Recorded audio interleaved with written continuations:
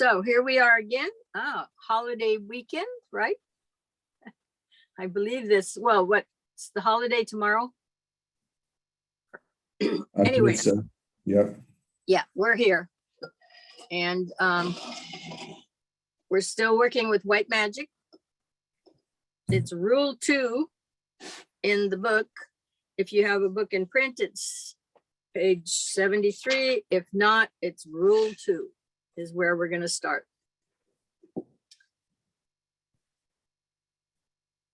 And we should be able to get a lot of reading done now because there's actually some substance in this. The introduction really brought in a lot of information that or at least I felt needed some background to kind of give us some grounding. So this is called Hindrances to Occult Study. This rule is one of the most difficult in the book, and yet one of the most comprehensive. It will take us some time rightly to handle it. We have in it an interesting illustration of the microcosmic correspondence to the macrocosmic. It can be elucidated in 2 ways in relation to the light it mentions. Reference is made to the greater light, which illuminates the 3, and secondly, to throwing upward of the lower light. The greater light is that of the soul, who is light itself, illuminating the manifestation of the threefold personality. So that's basically us. And the soul is the one that lights us up when we're down here in the physical, emotional, mental. Those are the threefold personality. Herein lies the correspondences to the macrocosm as it is symbolized for us in God, the manifesting light of the solar system. The solar system is 3 in 1 or 1 in 3, and the light of the logos illuminates the whole. The lower light is that which is hidden within the human being on the physical plane. This light, at a certain stage of man's experience, is awakened throughout the physical body and blends eventually with the greater light. The light and the life of God himself may emanate from the central spiritual sun, but it is only as the light within the solar system itself is awakened and aroused that there will come that shining strength, there will come that eventual blazing forth, which will typify the glory of the sun shining in its strength. Similarly, the light of the soul may emanate from the monad, but it is only as the light within the little system, directed by the soul, is awakened and aroused that there will come the eventual shining forth of a son of God. In these instructions, however, we are dealing primarily with the microcosm and the light within it, and we shall not enlarge upon the macrocosmic analogies.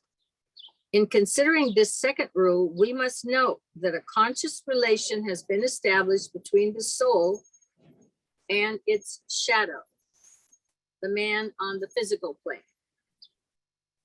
Both have been meditating.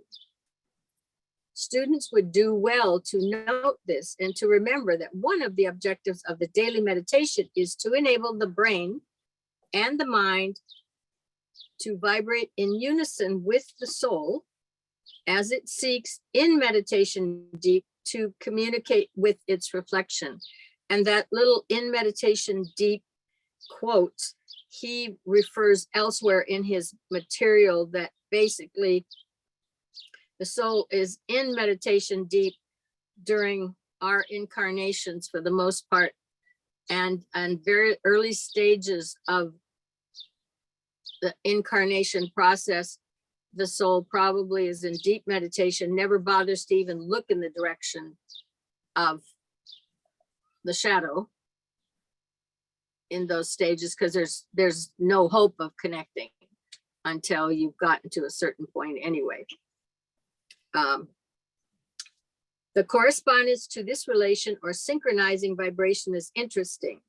So the soul and the correspondent is man on the physical plane, the mind and the brain, the pineal gland, and the pituitary body. The relation also between the centers and their synchronization is interesting, and in it is epitomized the evolution of the race as well as the racial unit, man. You've got a head center, and its correspondence is the base of the spine. You've got a heart center, its correspondence is the solar plexus, the throat center, and the sacral center. So as you move upward and you go through the various stages which involve the initiations, if you will, there is a point at which those shift from operation on the lower half, in other words, the solar plexus, the sacral center, and the base of the spine, and they shift up to above the diaphragm and connect with the other chakras that are up above. In the above lies a hint for the more advanced student, and he is the one who hesitates so to regard himself. It is also symbolized for us in the relation between the Eastern and Western hemispheres, and between those great bodies of truth which we call religion and science. The life of meditation proceeds, the rapport between the soul and its triple instrument becomes steadily closer, and the resulting vibration more powerful. How many lives this will take depends upon various factors, which are too numerous to be mentioned here, but which the student will find it useful to consider. Let him list the factors which he feels he needs to take into account as he seeks to decide his evolutionary standpoint. The result of this response is a reorientation of the lower man in order to produce a synthesis of the three and the one, so that the work of the four may proceed. Here you have the reflection consummated in the microcosm of that with which the solar logos started, the sacred four of the cosmos. Man in his turn becomes a sacred four, spirit, and the three of manifestation. 4 words should be pondered upon here: communication, response, reorientation, and union. And let's take a look at those 4 for just a minute, and let's look back at the last, since we've been doing these videos, because there was the communication. In other words, this information for, I think, most of the people who are watching this or participating was new information, but it was communicated. It gets taken within where there's a response, and then there's a reorientation inside of what if you as an individual, and then that stuff integrates to a point where I believe we've certainly looked at some positive experiences for people in how they see life. So this would perhaps have also very larger application, but that's basically what you do with this material all the time. And once you are exposed to it, there's an internal response on an individual basis. Something gets reoriented. You know, I sometimes say it moved the furniture around in there. So life is more comfortable. It flows easier. There might be more interaction with the world out there. And then that is a union because it becomes you. You know. So the old commentary expresses it in the following terms. When communication is established, words are forthwith used and mantric law assumes its rightful place, provided that the one communicates the words and the 3 remain in silence. When response is recognized as emanating from the three, the one in silence listens. The roles are changed. A threefold word issues out from out the triple form. A turning around is caused. The eyes no longer look upon the world of form. They turn within, focus the light, and see revealed an inner world of being. With this, the man is still itself, for the eyes and the mind are one. So then your mind's probably not bouncing around all the time. The heart no longer beats in tune with low desire, nor wastes its love upon the things that group and hide the real. It beats with a new rhythm. It pours its love upon the real, and the Maya fades away. Kama and heart are close allied. Love and desire form one whole, one seen at night, the other in the light of day. When the fire and love and mind submit themselves, sounding the threefold word, there comes response. The one enunciates a word which drowns the triple sound. God speaks. A quivering and a shaking in the form responds. The new stands forth, a man remade, the form rebuilt, the house prepared. The fires unite, and the great light that shines. The three merge with the one, and through the blaze, a fourfold fire is seen. In this pictorial writing, which I have sought to convey in modern English, the sage of old embodied an idea.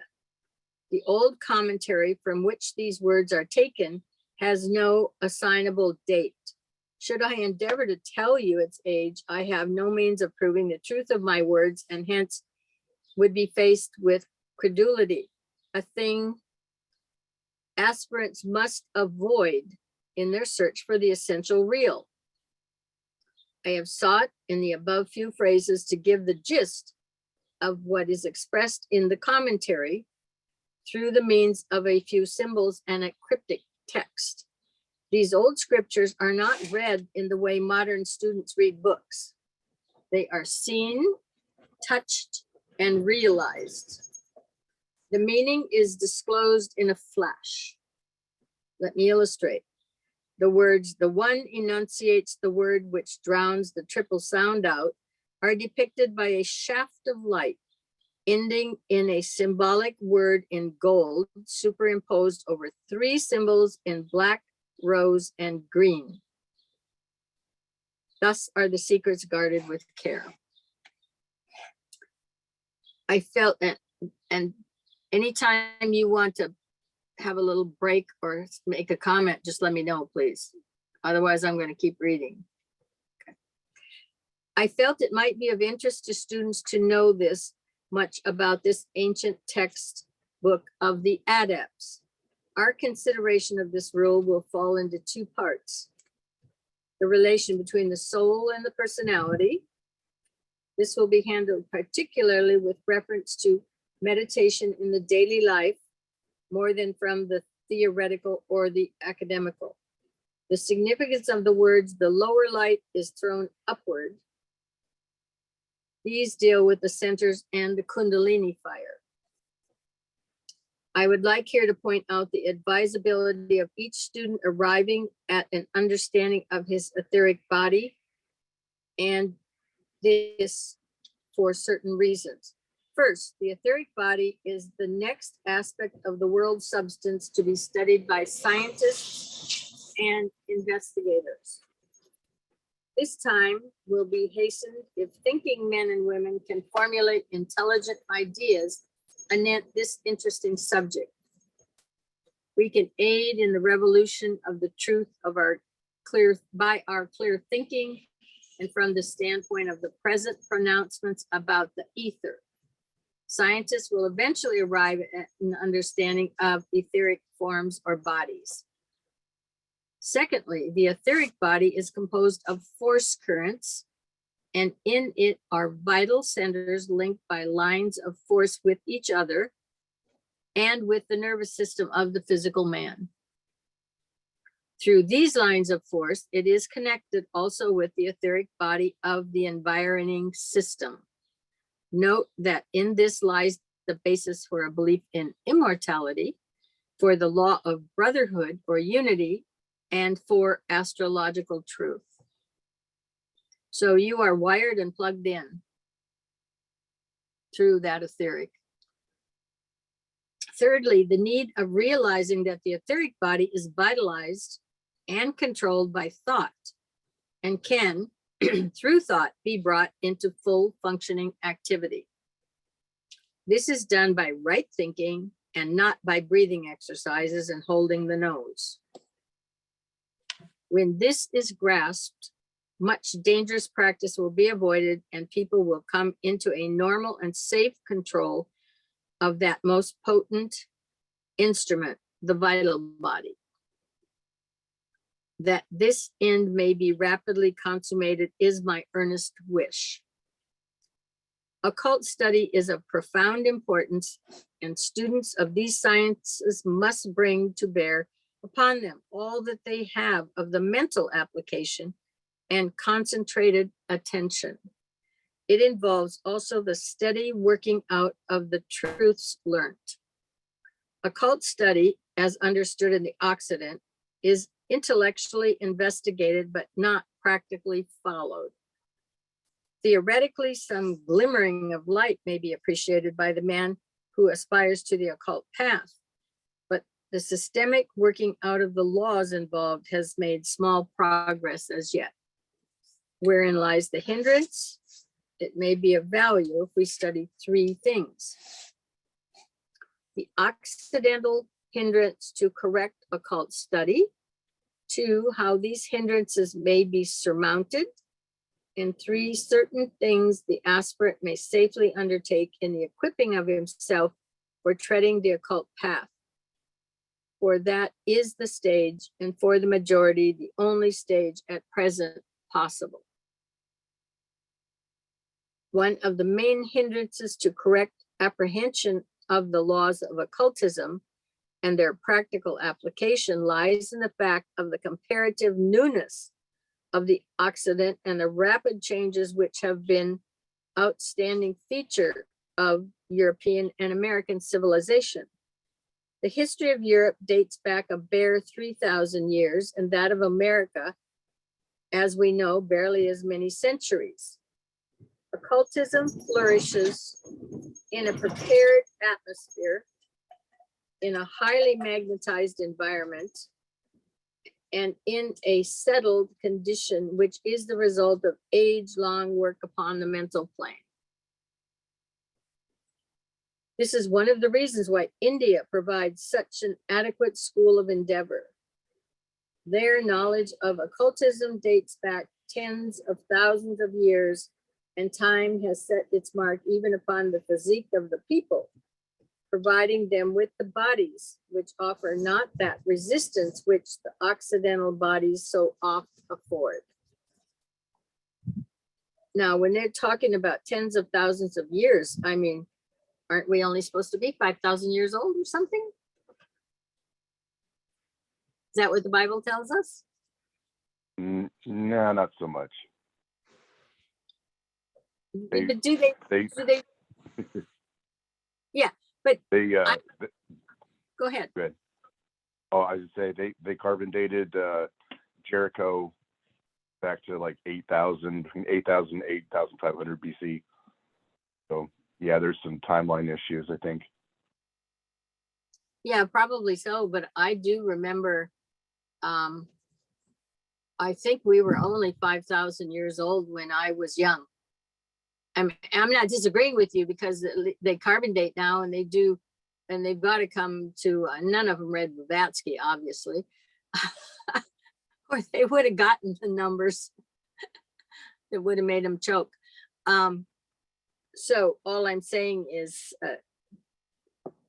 I'm sure he's accurate here. I just remember that we were very short-lived little creatures because we were in no way connected to animal at the time that I was young. I mean, as far as the religion I had, you know, we were set down fully complete and separate from everything else on this planet.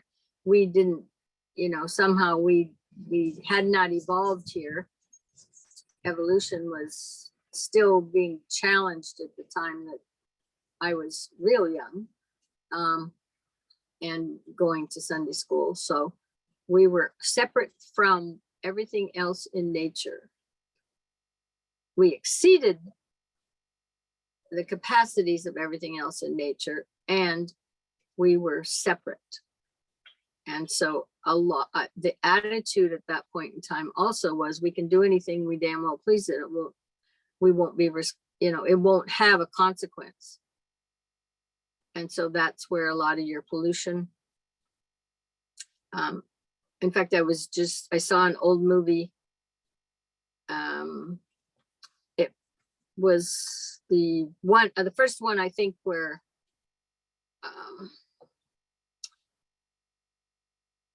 what's his name? Humphrey Bogart met his wife, the young one.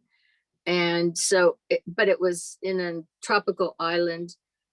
And one of the first scenes is he's got a beer bottle and he just tosses it into the ocean. You know, it's empty. So it was in the bay wherever their boat was, but there was not a thought about it, just and down into the water, you know, and we didn't have any concept that anything we did could have a problem because we were supreme. I mean, that was the Christian background that was being taught at that point in time. So, and so basically what he's saying here is, like, even with India provides adequate school of endeavor, the knowledge of occultism dates back tens of thousands of years in time, and it sets the mark of the physique of the people, providing them with the bodies which offer not that resistance which the Occidental body often affords. The environment has long been permeated with strong vibrations of the great ones who reside within its borders, and who, in their passage to and fro and through their proximity, continually magnetize the environing ether. And that will match up later with when you talk about the spirilla and the number of spirilla in a permanent atom, and then the atoms that surround it if you've got somebody who has advanced. So because it is catchy and it does magnetize the whole environment. So this in itself affords another line of least resistance, for this etheric magnetism affects the etheric bodies of the contacted population. And again, they talk about that the body of, like, the fifth rounder, so he's got 5 spirillets, most people have 4. Okay, it sheds just like a virus. And that ought to be one of your keys right there. Talking about the etheric and the fact that it sheds, so it throws it off. So if you're in what he's saying, I believe it's in Esoteric Health and Healing, is that if you need that level of spirilla and atomic structure, if there's enough of it, and it's not predominant on this planet yet as having the 5 spirilla, then if it gets shed off and you're in the environment and you need it, your body will pick it up. And it's also another reason why you probably sometimes have people who are advanced have a child that may follow in step, because that child is there in that environment and constantly picking up whatever is available that they might need. So it says, for this in itself affords another line of least resistance, for this etheric magnetism affects the etheric bodies of the contacted population. These 2 facts of time and of high vibration result in that stability of rhythm which facilitates occult work and offers a quiet field for mantric and ceremonial enterprise. These conditions are not to be found in the West, where constant change in every branch of life is found. Frequent, rapid shifting of the scenes of action cause wide areas of disturbance, which militate against any work of the magnetic nature. The amount of force required to affect certain results does not warrant their use, and the time has been allowed to elapse in an effort to produce an equalizing effect. You know what I'm saying. The climax of the disturbed condition has been passed, and a more stable state of affairs is gradually being brought about, and this may permit of definite occult work being attempted with success. The Master R, his name is a long name and I don't remember it, is working on this problem, and likewise the Master of the English race, not the master who occupies himself with the labor movement or the betterment of social conditions. I believe Master R is a 7th ray master. They are aided by a discipline of rare capability in Sweden and by an initiate in the southern part of Russia who works much on the mental levels. Their aim is to tap the resources of forces stored up by the Nirmanakayas, that its downflow may sweep out lower graded matter and thus permit the free play of a higher vibration. The Nirmanakayas are they might be 5th and 6th ray initiates, or they're 6th and 7th. They might be 6th and 7th because there's another group between Venus and us that are 8th and 9th degree initiates. And you will run upon the Nirmanakayas as if you were able consciously to work up that whole chart in consciousness going through it, at some point you would pass them and you would recognize them. Okay, that's the only thing I can contribute. So what they're on the chart that you all have is the only point I really want to make here. And and so it's saying their aim is so to tap the resources of force stored up by the Nirmanakayas, that its downflow may sweep out lower graded matter, thus permit the free play of higher vibrations, because they are of a higher vibration than everything below them. They are there. And so what he's saying here is, this is the disciple of rare capability in Sweden by the initiate of a southern part of Russia. They work on the mineral levels, and their aim is to tap the resources of forces that are stored up there and try to bring them down and clear the channel, in a sense. Another hindrance may be found in the strong development of the concrete mind. I would here impress upon you that this development must in no way be considered a detriment. All has been in due course of evolution, and later, when the Orient and the Occident have reached a point of better understanding and interplay, their interaction will be of mutual benefit. The East will profit from the mental stimulation afforded by the strong mental vibration of its Western brother, while the Occident will gain much from the abstract reasoning of the Oriental. And through the effort to grasp that which the first subrace of the Aryan root race so easily apprehended, he will contact his higher mind, and thus build a greater facility of the bridge between the higher and the lower mind. The two types need each other, and their effect upon each other tends to eventual synthesis. And I would imagine that that is part of the attraction that the West has for the East and going to that information, because it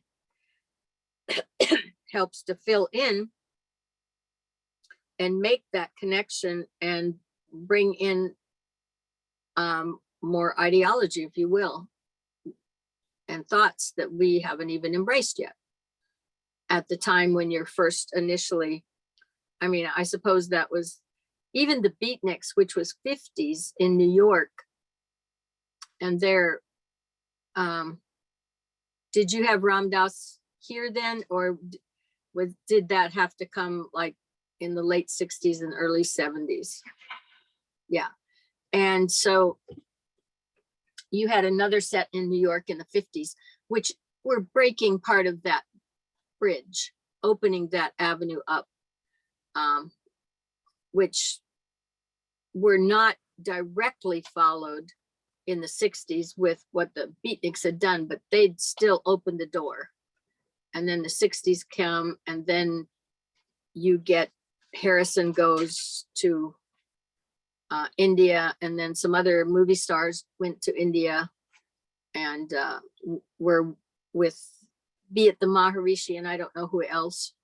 And then it brought it back over here through music, and then the Maharishi actually was here for a number of years and had a very strong, TM was Transcendental Meditation, and had a very strong focused group that functioned well, had a television station, and laid some groundwork. And then we got all kinds of print matter and books and ideas, and that was commonplace. Astrology comes in a stronger wave at that point in time. So, and if people were excited about it, because here was something that they hadn't been exposed to before. And it kind of opened that up. So the concrete mind in itself offers opportunity for a treatise of great length, but here it will suffice to point out a few of the ways in which it hinders those races which are so paramountly represented. By its intense activity and stimulated action, it hinders the downflow of inspiration from on high. It acts as a dark curtain that shuts out the higher illumination. Only through steadiness and a stable restfulness can that illumination percolate via the higher bodies to the physical brain, and so be available for practical service.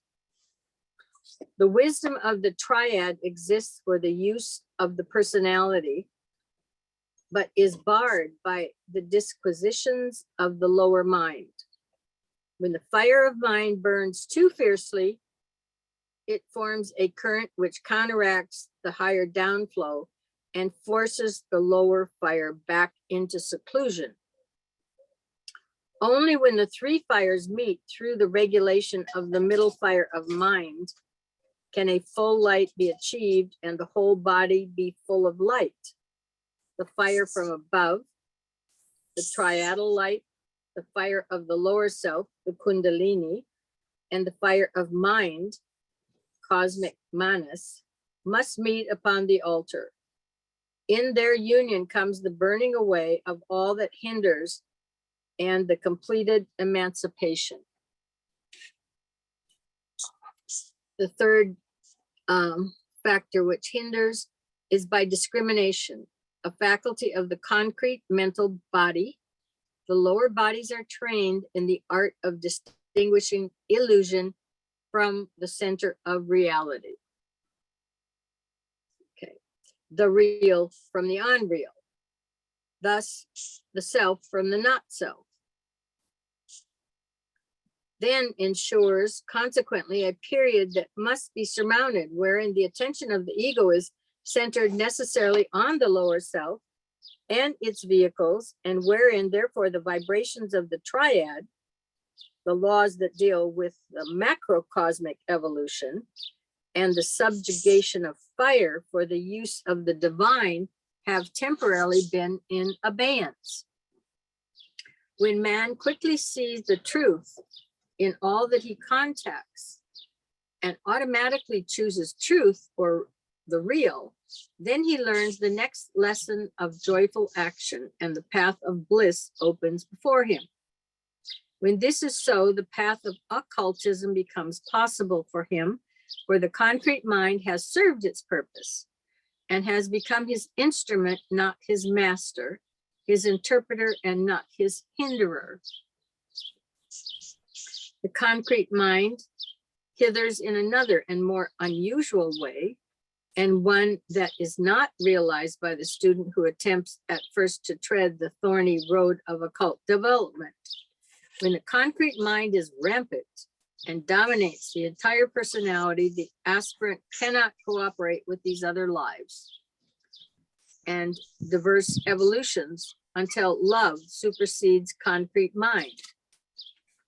Even though he may, in theory, comprehend the laws that govern the evolution of the Legoic plan and the development of other solar entities besides his own hierarchy, mind separates, love attracts.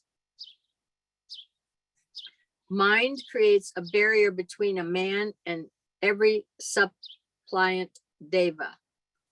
Love breaks down every barrier and fuses diverse groups in union. Mind repels by a powerful, strong vibration, casting off all that is contacted as a wheel casts off all that hinders its whirling periphery. Love gathers all to itself and carries all on with itself, welding separated units into a unified homogeneous whole. Mind repels through its own abundant heat, scorching and burning aught that approaches it. Love soothes and heals by the similarity of its heat to the heat in that of which it contacts, and blends its warmth and flame with the warmth and flame of other evolving lives. Finally, the mind disrupts and destroys, while love produces coherence and heals. Every change in human life is subject to immutable laws. That one's worth remembering. Every change in human life is subject to immutable laws, if such a paradoxical statement may be permitted.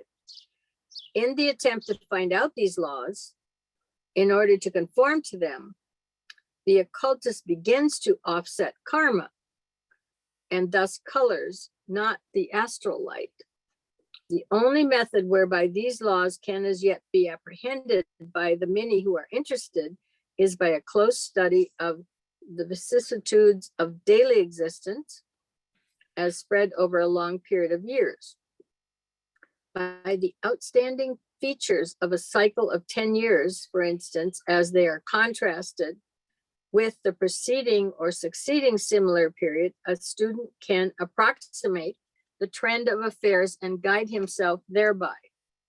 When the point in evolution is reached where the student can contrast preceding lives and gain knowledge of the basic coloring of his previous life cycle, then rapid progress is adjusting the law, the life of law is made. When succeeding lives can be likewise apprehended by the student and their coloring seen and known, then karma, as known in the three worlds, ceases, and the adept stands master of all causes and effects as they condition and regulate his lower vehicle. Anybody want to make comments?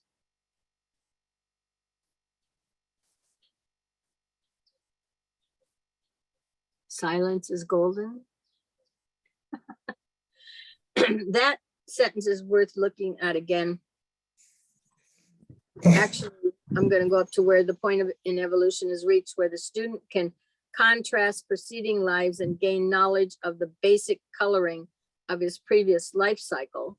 Then rapid progress is adjusting the life to law is made, or progress in adjusting the life to law.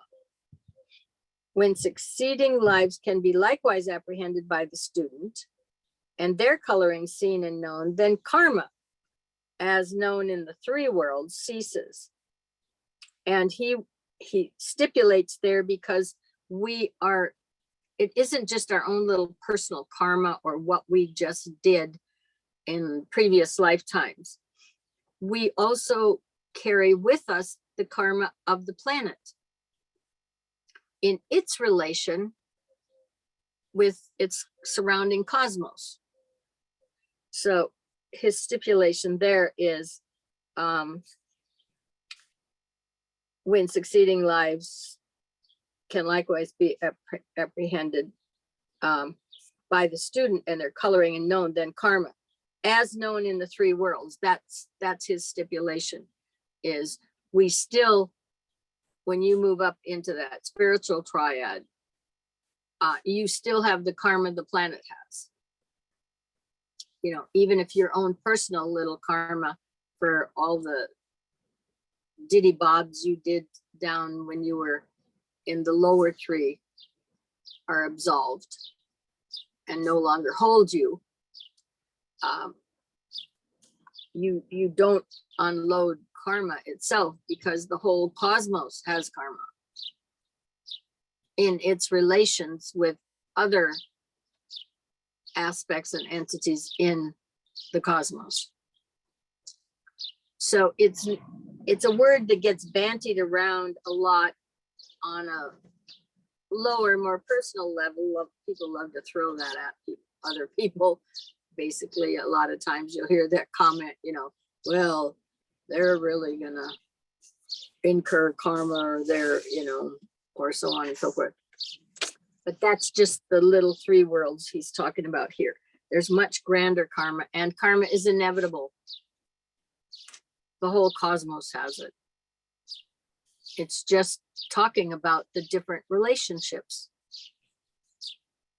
that occur and the levels of interaction. That's so, anyway, it's a word that, like I said, gets on the lower personal levels, gets bantied around a lot. He aspires to the occult path and considers changes and events in the light of all preceding events, and the longer and more accurate his memory, the more he can dominate all possible situations. Thus, two of the hindrances will be found to be the comparative newness and change, which is characteristic of the Occident, and the development of the concrete mind, which I imagine he is not just saying it's the Occident that's doing that, but we're in a stage where humanity is moving further up into the mental realm. So the newness and the change, which is characteristic of the Occident, the development of the concrete mind. Our third hindrance grows out of the preceding one.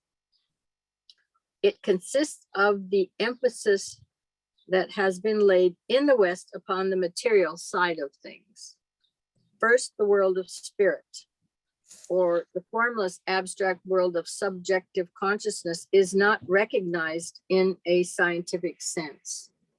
And I would say that's a very accurate statement, and I don't think it's changed all that much yet, is the abstract world of subjective consciousness is not really given a lot of validity. It is recognized innately by those of a mystic temperament and by those who are able to study the subjective history of man and races. But science recognizes not this aspect of manifestation, nor do scientific men as a whole believe in a world of superphysical endeavor.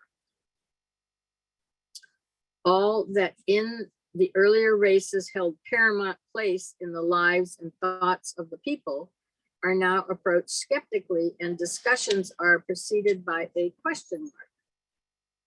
But progress has been made and much has arisen out of the war. The question, for instance, is rapidly changing from the formula, is there a life after death, to the inquiry of what nature is the future life. I thought it was just what, violins and music and all of that. That's what I grew up with. I wondered who in the world wants to go up there and listen to violins all the time. It just wasn't a good prospect for me to even want to go there. It says, so it's rapidly changing from the formula, is there a life after death, to of what nature is the future life? And this is a portent of much encouragement. Secondly, the masses of people are suffering from suppression and from the effects of inhibition. Science has said there is no God and no spirit within man. Religion has said there must be a God, but where may he be found? And the masses say we desire not a God constructed by the brain of theologians. Therefore, the true inner comprehension finds no room for expansion. And the activity that should be finding its legitimate expression in the higher aspiration turns itself to the deification of things, things pertaining to flesh, connected with the emotions, or having a relation to the mind. The war, again, has accomplished much by regulating things in their just position, and by the removal of possessions, many have learned the value of essentials and the necessity of eliminating that which is superfluous. And, you know, we've had some pretty big fires every once in a while in, lately it's been even whole towns. But a lot of times when you've got a good set of tract housing and that whole residential area, if it gets a really big fire, it wipes out a lot of people's personal lives. You know, they can remain alive, but all of their possessions may have been gone. I remember we had some of this in Southern California, and these had been people who had put all their photos and everything right near the door in case such a fire would happen. And they were gone the weekend the fire happened. So they lose it anyway. But there have been a number of them, and even some with these tornadoes that come, who can afterwards just feel a sense of it's all gone, but they have a sense of relief in a way, and are not devastated by it. And they've realized they're lucky they have their life, and that's what was most important. And so it resets a value there too. Not everybody feels that way, but I'm saying I've seen, because I've been in areas where fires have really wiped out sections of people's residential areas, and so they some of them have learned the value of essentials and the necessity of eliminating that which is superfluous. And they do understand that, you know, my life is what's valuable and I still have it. And that other stuff, which they had attachment to, doesn't compare to the sense of who they realize they really are in an event like that. There seems to be a pretty big minimalist push across the country now. We got the tiny houses. You know, there's lots of that going on, and I think that the military guys in particular feel a pretty great sense of relief when they're away from all of their possessions and living with just the essentials. And then there's this almost, you know, a reverse kind of anxiety to when you come home, you have to now go back to dealing with all of the stuff. Yeah. You had freedom before. Right. Yeah. And in that case, you probably had freedom to act also. Yeah. It's interesting. Yeah. Yeah. A third condition of affairs grows out of the above two. A right apprehension of the future does not exist. When the life of the spirit is negated, when the manifesting life concentrates itself on things, concrete and apparent, then the true goal of existence disappears. And I mean, that is one of the things that when we look at that chart all the time, that is your true goal, is evolving up that chart. And that's why when I say the points you need to hit, the key points up there is your timeline. It's not set to time. You just need to hit all the points. So that is your future. That is meant to be your future. But we lose focus of that for the most part because we have to hold on to the stuff. And we have to stay here with the stuff to hold on to it. Right. So, so a third condition of affairs grows out of the above two. A right apprehension of the future does not exist when the life of the spirit is negated, when the manifesting life concentrates itself on things concrete and apparent, then the true goal of existence disappears. The true incentive to right living is lost. And the sarcastic words of the initiate Paul, "Let us eat and drink, for tomorrow we die," characterize the attitude of the majority of men.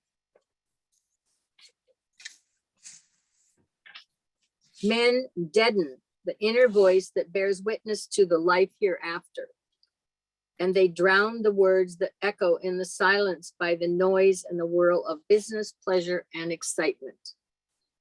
The whole secret of success in treading the occult path depends upon an attitude of mind. When the attitude is one of concrete materialism, of concentration upon form, and a desire for the things of the present moment, little progress can be made in apprehending the higher esoteric truths. A fourth hindrance is found in the physical body, which has been built up by the aid of meat and fermented foods and drinks, and nurtured in an environment in which fresh air and sunlight are not paramount factors. I'm here generalizing and speaking for the masses of men and not for the would-be earnest occult student. For long centuries, food that has been decomposing and hence in a condition of fermentation has been the basic food of the Occidental races. And the result can be seen in the bodies unfitted for any strain, such as occultism imposes, and which form a barrier to the clear shining forth of the life within. When fresh fruits and vegetables, clear water, nuts and grains, cooked and uncooked, form the sole diet of the evolving sons of men, then will be built bodies fitted to be the vehicles for highly evolved egos. They patiently await the turning of the wheel and the coming in of a cycle which will permit of their fulfilling their destiny.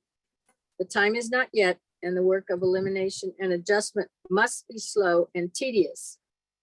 And it's very interesting because if you are going to be doing, actually, if you get a Pluto transit, for example, if there's going to be the potential transformation or a moving up in some manner, if you're watching people carefully, they will generally go through a cleansing diet. They will change their diet in advance of it, not thinking it out, just, oh, they feel they need to do that. And after a while, you can see and recognize the cycle when you know what it is, and you'll watch people, and and of course, as an astrologer, I know when some of those cycles are coming for them, and then I just watch what's going on, and I'll say, oh, what prompted you to want to do this or that? Oh, I don't know. It just felt like I should be doing that kind of thing. So, but that normally shows up even when there's you're getting ready for a little bump up, within yourself. The body has an awareness back there. It's not keyed to time the same way that we are, but it knows something's coming. So it gives the impetus to want to change. Now the overcoming of hindrances. Can you hear any of that background? Or is that all? Yeah, we heard that one. That's wind.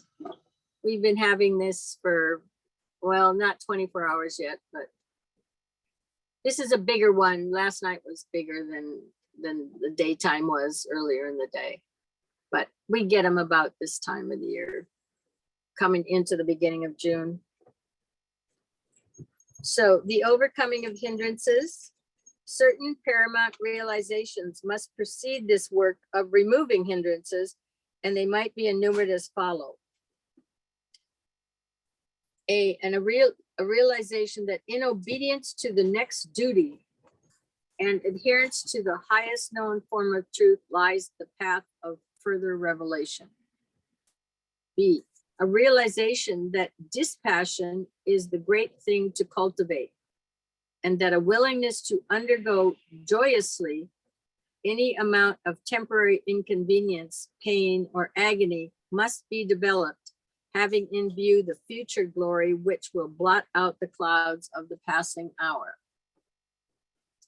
C, a realization that synthesis is the method whereby comprehension is attained, and that by blending the pairs of opposites, the middle path is gained that leads straight to the heart of the citadel.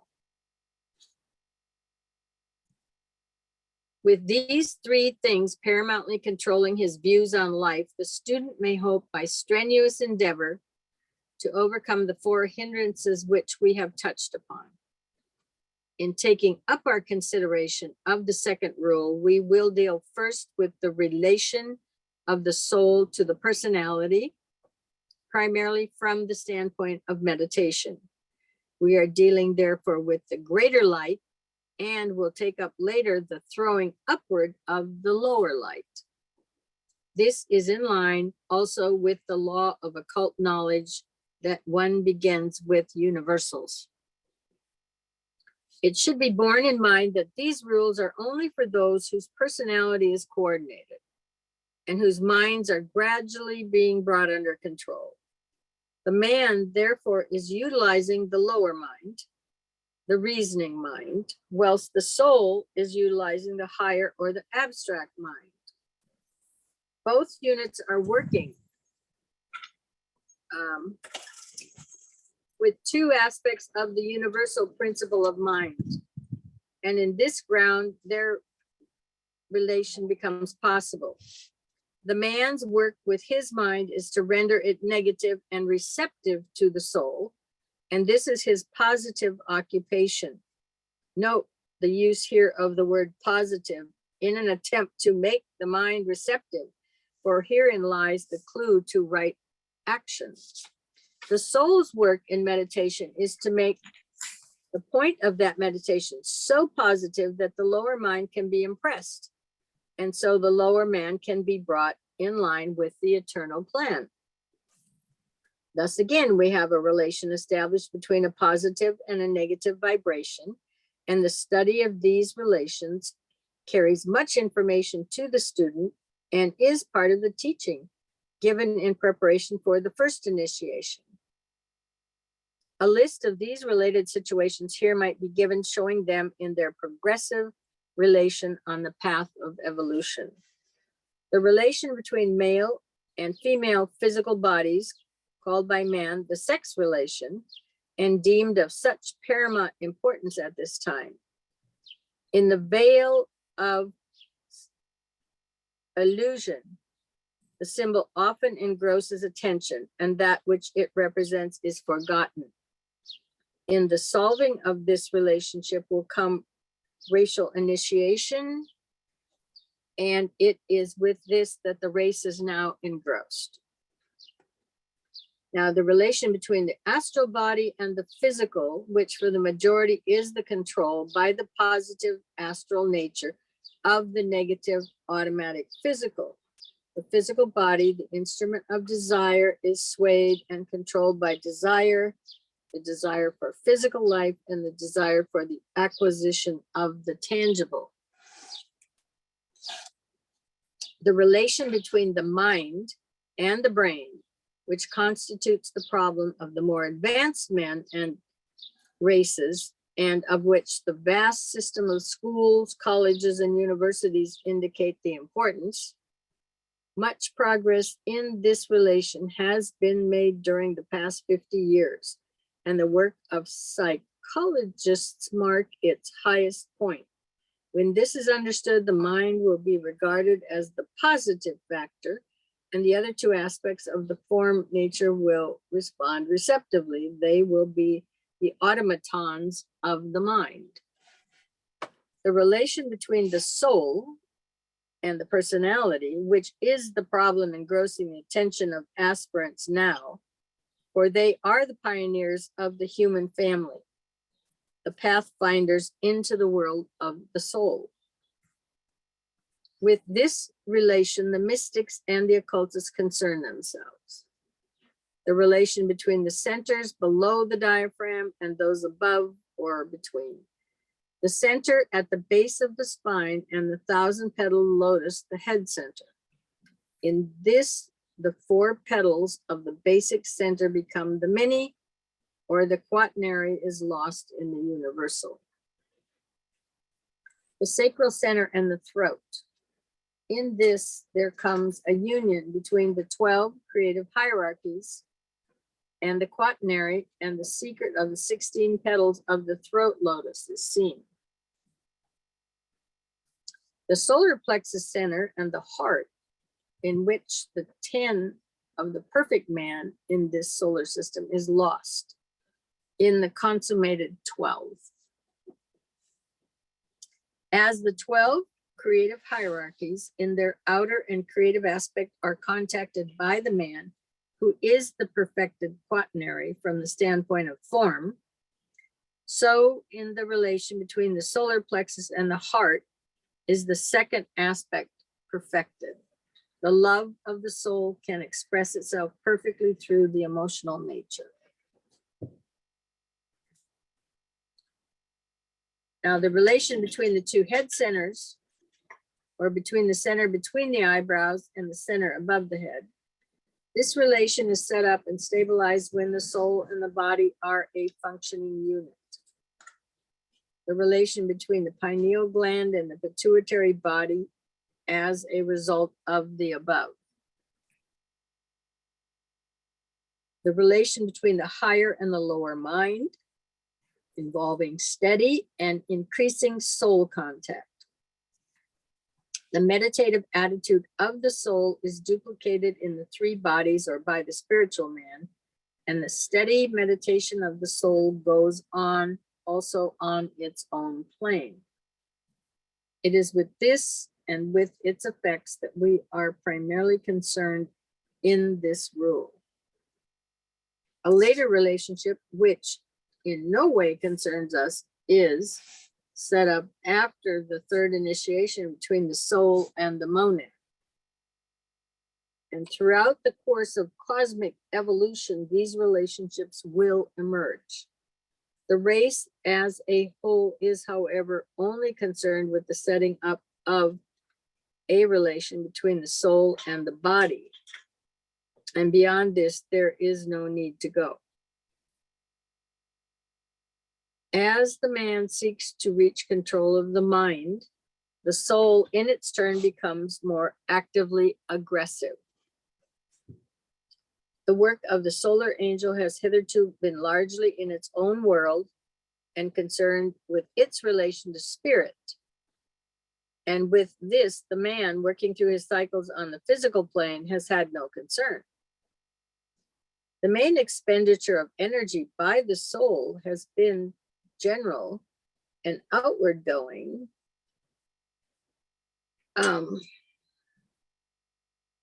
into the 5th kingdom. Now the solar angel approaches a time of crisis and of reorientation. In the early history of humanity, there was a great crisis of which we call individualism. At that time, the solar angels, in response to a demand or a pull from the race of animal men, as a whole, note that, sent a portion of their energy embodying the quality of mentalization to these animal men. They fecundated, if I might so express it, the brain. Thus was humanity brought into being. This germ, however, carried within it 2 other potentialities, that of spiritual love and spiritual life. These must in due time make their appearance. The flowering forth of the mind in men, which so distinguishes the present age, indicates to the solar angel a second crisis, of which the first was but the symbol. That for which the solar angel exists is making its presence felt within humanity, and another strong pull is beginning to exert upon the solar angel, which this time will produce a second fecundation. This will give to man those qualities which will enable him to transcend human limitations and become a part of the fifth or spiritual kingdom in nature. The first effort of the solar angel turned animal men into human beings. The second will turn human beings into spiritual entities, plus the gains of experience in the human family. For this, the solar angel, the soul, is organizing itself and reorienting itself so that its power can be redirected into the world of men.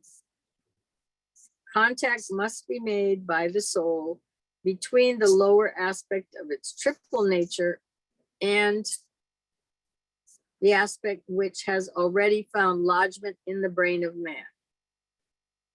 Intelligent activity and love wisdom must be united, and the union must take place on the physical plane.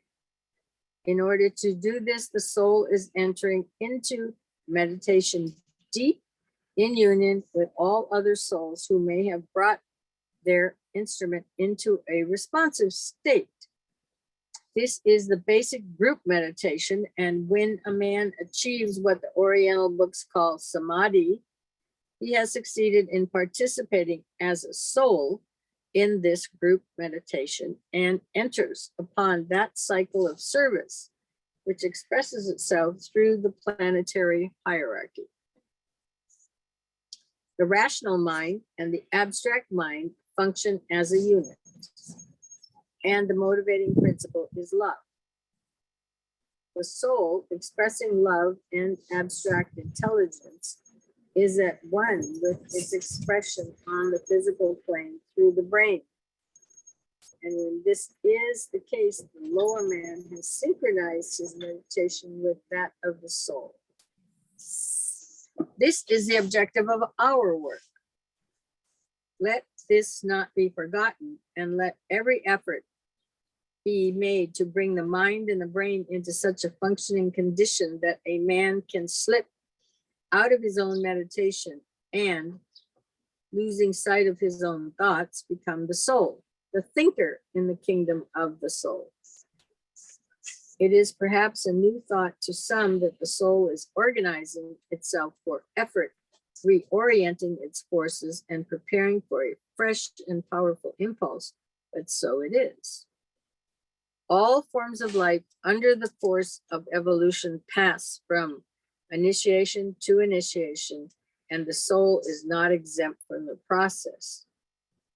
Just as the soul of animal man becomes united with another divine principle, so brought into being the fourth kingdom in nature. So the soul is humanity, is seeking contact with another divine aspect. When that contact is made, the kingdom of God will become on earth. The physical plane will thereby be transformed, and that peculiar period represented symbolically under the term millennium will come. The knowers of God in the era will preponderate over those who are simply aspiring to that knowledge, and their contact and the results of the force they transmit will be felt in all the kingdoms of nature. Dominion over all forms and the power to act as transmitters of that spiritual energy we call love is the promised reward of the triumphant solar angels and the prized goal of their meditation. The sons of God will triumph on earth in full incarnated expression and will bring light, therefore life, to all the manifested forms. This is the life more abundant to which Christ speaks, This is the achievement of true nirvani, who, living in unbroken meditation in the solar realm, spiritual realm, yet can work on earth. The work of initiation is to enable a man to live ever at the center, but act as a distributor of divine energy in any direction, and after the later initiations in all directions. We now, in our consideration of the next rule, take up the work of the lesser light of man on the physical plane.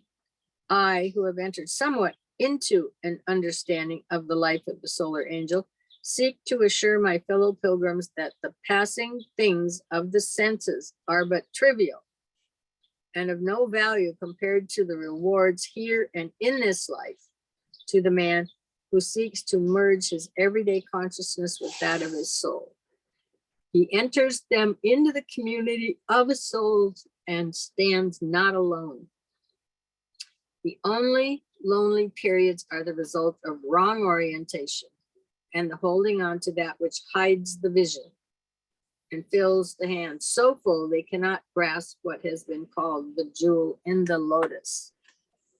Okay, we need to take a little break on that one, I think. So what did that say?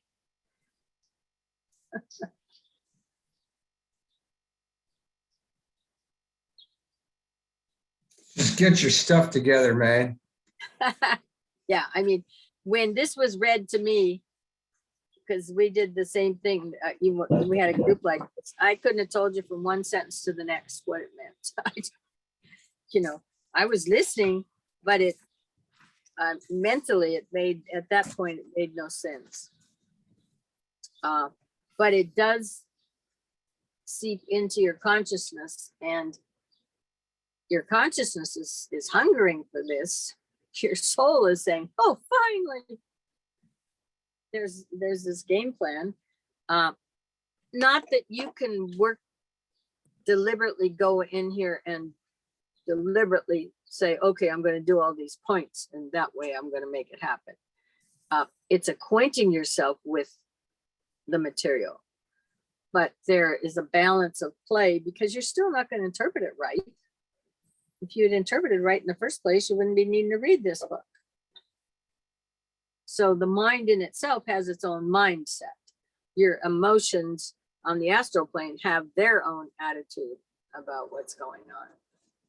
So I think the exposure of this material allows it to seep in to the mind, and it can find the cracks and crevices that are open and available to start allowing this stuff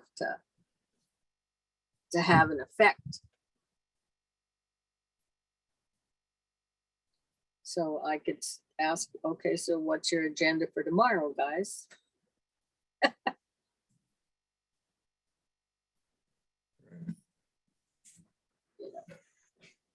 No, Probably the best agenda would be to reread the chapter right. and get some more exposure.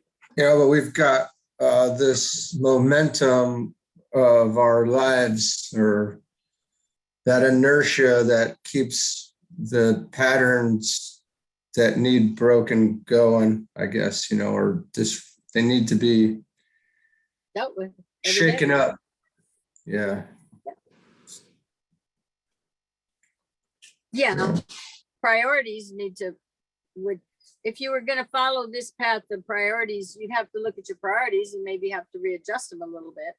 But at the same point, you need to assume, you can't ignore the responsibilities you have either.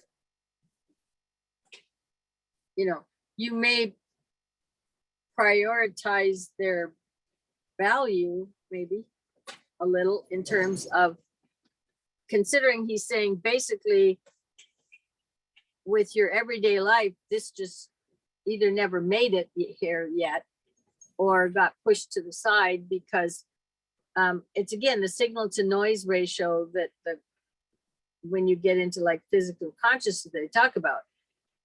I think he's got arbitrary numbers, but he's basically saying the signal might come down like at 1.4 or something. And the rest of the 100% is the noise that you're involved with all the time. You know, we're surrounded by the noise. We're surrounded by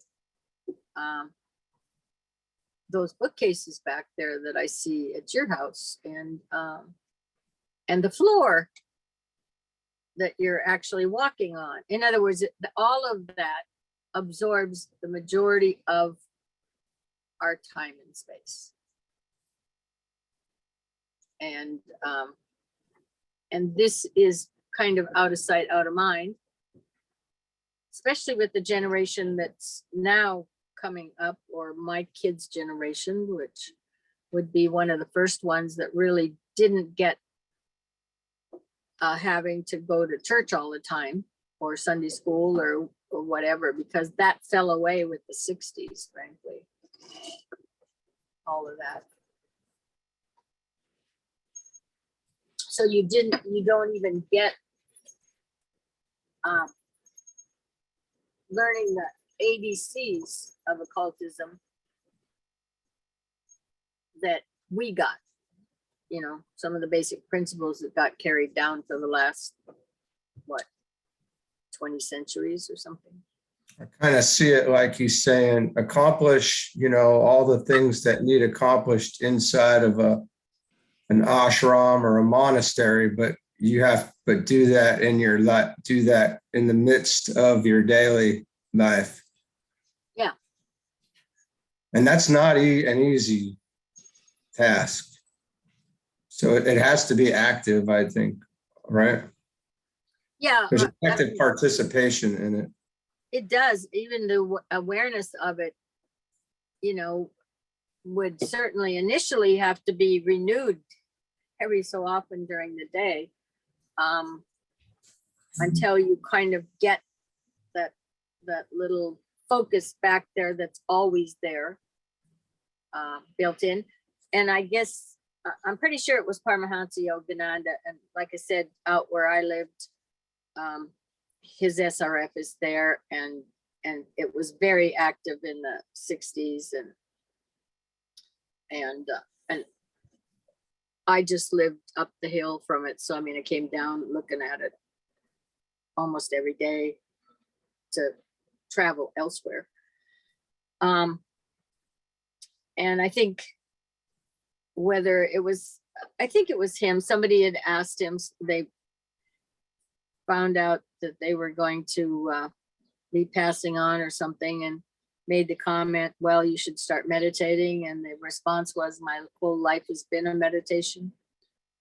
In other words, you know, you don't just add it on at the last minute, you just incorporate it into the awareness into your daily life. That's just the biggest first thing to do, without even trying to retrain your behavior patterns. Is you got to just get the idea, you know, get that thought form in there. It's like building in, it's like this material you are building into your consciousness. And I've listened to other people over time, and who've said, well, you know, I'm gradually getting it built in, and coming to be able to work with it or understand it better. But it is building it into the consciousness. And the thing about it is, you're building it in this lifetime, but that's the stuff you do not lose. That's the stuff you do take with you,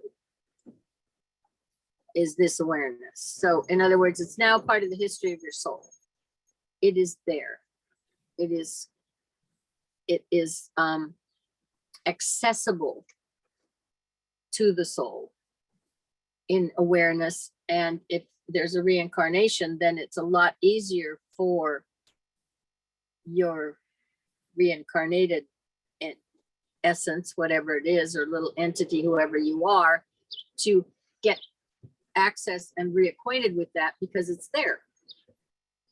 It's now part of you, so that you can build on that lifetime after lifetime. And that's why he's saying at one point, he said, whichever issue it was. And I don't know how many lifetimes that would take, okay, to really get it in, but you got to get it there in the first place.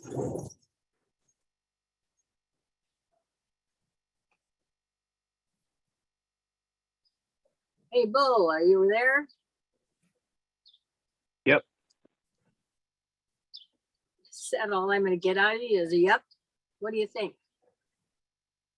I'm just listening, and I got my highlighter, and yep. So which parts did you highlight?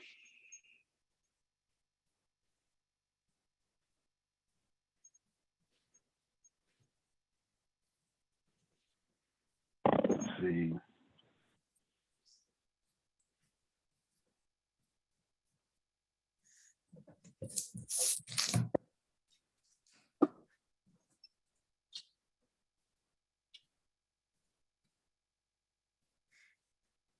We're waiting.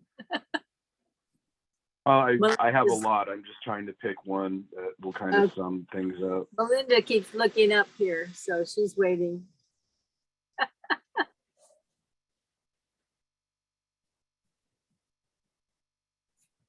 So this is in one of your new books, right? Yeah. Yeah, you're getting to use them.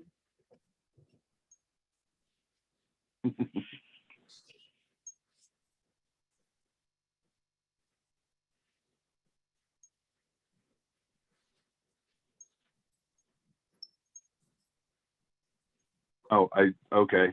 So we got the science has said there is no God and no spirit within man, and the religion has said there must be a God, but where may he be found? The masses say we desire not a God constructed by the brains of theologians. Therefore, the true inner comprehensions finds no room for expansion. So it's like just a bunch of, kind of roadblocks thrown up for everybody that they have to kind of wade through until they get kind of to what they're looking for, like what their path is, not dictated by anybody else or society or by, a certain way of, scientific thinking or whatever. It comes from within the individual. So I thought that was pretty interesting. Yeah, that reminds me when you go to Europe and you're asking for direction because you don't know where you're going, but you're looking for something. Everybody will offer to help you, but the majority of the information is not accurate. They will tell you something, but it's just like that statement right there. Okay, go over there, and you do, and it ain't there, and then you ask again, and now it's somewhere way over there, and but they've all got an opinion of where it is. Yeah. But it doesn't get you there. And I think that really kind of shows everybody in the group that's in here, like we've all gone down multiple paths, all whatever. Now we're like, okay, well, like regardless of, like everybody's journey is different, but everybody has ended up here for some reason. So I don't think it's coincidental. Yeah. Well, and DK will say you have to go within. In other words, that is where you're going to find it. When you turn inward and you start looking inward instead of out there. Because it is all there available for you. And like I said, you were born with all the equipment and you got the whole package. Each time you're born, you got the whole package to keep going to where your real destination is, which is moving up that chart. And you've got everything else. You've got it all. And that's why I'm kind of like saying you didn't need the car and you didn't need the this, that, and whatever else in terms of the stuff as a focus. Not that you aren't going through lifetime after lifetime to work your way to these way stations along the way and making your way, because you do, but the sooner you can understand it isn't the stuff, it's the principles that you are developing. And it is finding the truths and the signposts and the milestones that are part of us. Because we're really, I mean, this is science. This is what we're dealing with this time. We are learning now to be able to better appreciate the design of the system we're in and where we connect and coordinate with it. Okay. Because there's where we're going to find our truths, and we're going to find our ladder, if you will, and we're going to be able to move up, is when we get rid of all the other stuff that's obstructing the real structure. Because you're really looking for the points that are on that chart. You know, and you've got to get to go through that physical plane on this planet first, and all the levels of development there, from the single cell all the way up. You're going to then go through that astral plane, and actually humanity helped build it out, the consciousness in it. It's just that we got a lot of consciousness in there now that is a very wide array. Oh, something just went by. Hear that too? Yeah, you're in the middle of something. We can definitely tell. Yeah, it is, but it's just, that's life going by there. That's actually going out to sea. It's come off of the mountain, and it's going across the water now, because, and it's coming from the west and going east. Hmm. But anyway, so I mean, but the real, like I said, your real future is hitting those points. You've got to get through, hit those permanent atoms, move up to another plane, work with that, find out what's on that plane and the points you need to interact with to get the gate to go again. You know, you're working with light if you want. The lesser lights till you get to the greater light is another way of putting it, that's in here.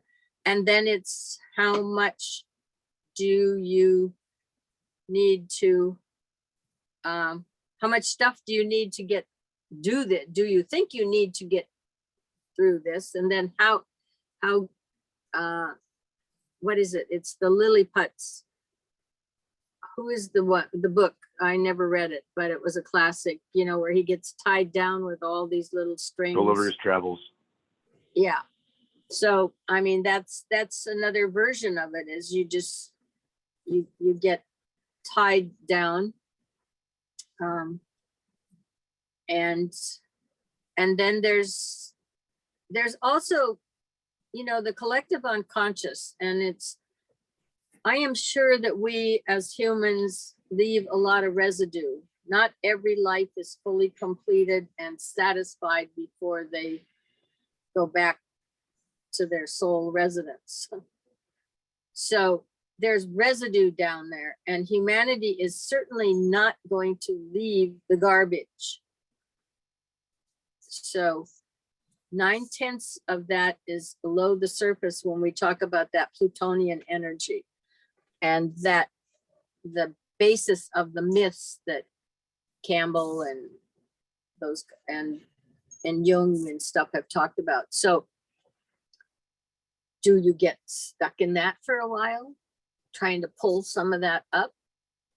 And in given lifetimes, yeah, some of those early first 3 years set patterns that you're going to have to extract yourself out of, because that's where you landed, but that's not your gig. But you've picked up the pattern, and and if it's not serving you well, then you have to become conscious of it so that it doesn't run you. You can move forward and move on. Otherwise, you're dragging stuff. In fact, one of the teachers I had for astrology, one of the questions was, why are most people who have Pluto in, I'm not sure he distinguished Scorpio. He may have Pluto and Scorpio in the 8th house. Why do they go to the majority of them have all gone to psychologists in their lifetime. You know, and the answer was because they want to know they're not crazy, because they're pulling up stuff that doesn't have anything to do with them in the life that they're seeing, that they're living around. But somehow they're attached to it, and when that information comes up through your mind, this is not tangible stuff now. This is thought patterns, or this is emotions or something like that. And they are real. They're real because you're experiencing them. And then you start to wonder, where did this come from? And sometimes people, it takes them over and they become extremely paranoid, or this or that. There's certain behavior patterns that come out. So, and I'm sure that we as a collective humanity are working off some of that also in our lifetime. And so there's a whole lot of stuff goes on.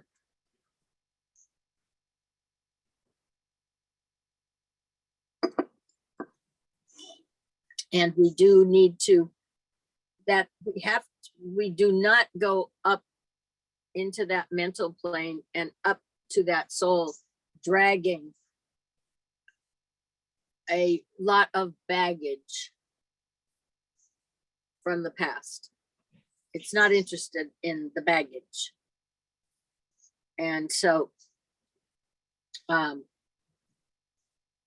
the time you would have completed the second initiation, which I think is pretty much, I think he's implied that's what this book is for, is you're not confronting that third initiation with any emotional attachments left unresolved. You've got to have dealt with them after the second, then you go on to the third. And this is now the mental plane, but you know, love of the soul, yes, that's there, but that is a mental love of the soul, because let's face it, the soul is not a tangible item for us either, that you can take out and look at it on the table and talk to it, you know. So it's a long journey, but we know what the journey is. You know, with this information, we become aware of the journey, and then you can make your choices about whether you are choosing. Like I said, I had a girlfriend that I knew that long time ago, when all these 60s come out, and she just says, hey, I know that's not my lifetime to do this. And I thought, oh, wow, how nice. You know, because she was not compelled. She was not driven. There wasn't that drawing her up that way. She was very happy making sandcastles, literally. And she was a great artist, so she did beautiful sandcastles. And she knew that. But for others, they're pulled because they've that connection within them either is just got ignited or it's reignited, because they're just going to pick up the threads that were started in an earlier lifetime, and now they're going to go forward. And so it's one of the two that you're doing in a process here, and the odds are you've already had a sense of and a connection with it, but now there's that inner part saying, okay, we need to hook up again here. I'm important that you look in my direction. And there's just that feeling, that beckoning. Generally, it starts out as desire. That's the application on the astral plane. That is the one for the positive one to draw you up, is you desire that, and you're going to go in that direction. and you just have to do the work. But what happens is, to do that work, you have to not be vulnerable to the electromagnetic field, for example, on the astral plane. I don't see it as being as much a problem on the physical plane, number 7, at this point in time, because most people are immersed in the emotional world now. I mean, their emotions are very active, they're fully developed. You would question that sometimes, but that they are. But the point is, they're fully engaged with the emotions and emotional responses. And that is the pattern where most people are. That's why he says early in this book, this is the second is the hardest, because most everybody is there. And there's no separations of all 7 sublevels in the astral plane. So it's one big sea of motion and emotion, all functioning on all 7 levels. So, I mean, they got your number no matter where you are here. On that one, you can't separate yourself off. When it comes to the mental plane, the bottom 4, you've got 4, 5, 6, and 7 are lower mental. That's where most of the mental stuff is occurring. Okay, because you hit level 3 and there's the soul.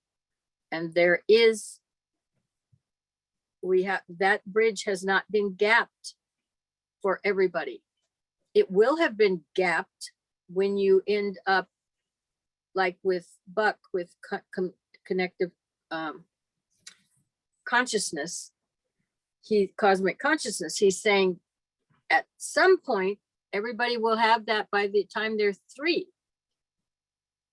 It'll just be part of you. And at that point, for the most part, you can figure that bridge gets gapped, and whatever developmental level between the birth and the age of 3 fills in, because it'll be part of the continuing development of mankind at that point in time. Because he's looking at it in the same way he's looking at sight. You know, somebody had it first. There always has to be the first one. Science will tell you that every time.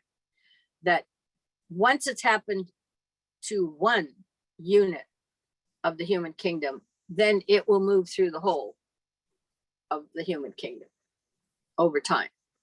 So, and that's why I'm saying, so the physiological development of that will be such, Bucke is indicating, that over time, that will be at the age of 3, you will just have that level of awareness.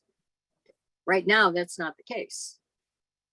So we are part of doing the work that ultimately will eventually lead to that being at the age of 3. And I don't think he's looking at any time soon. When you look at his chart, he talks about just seeing the colors and then the increase of it.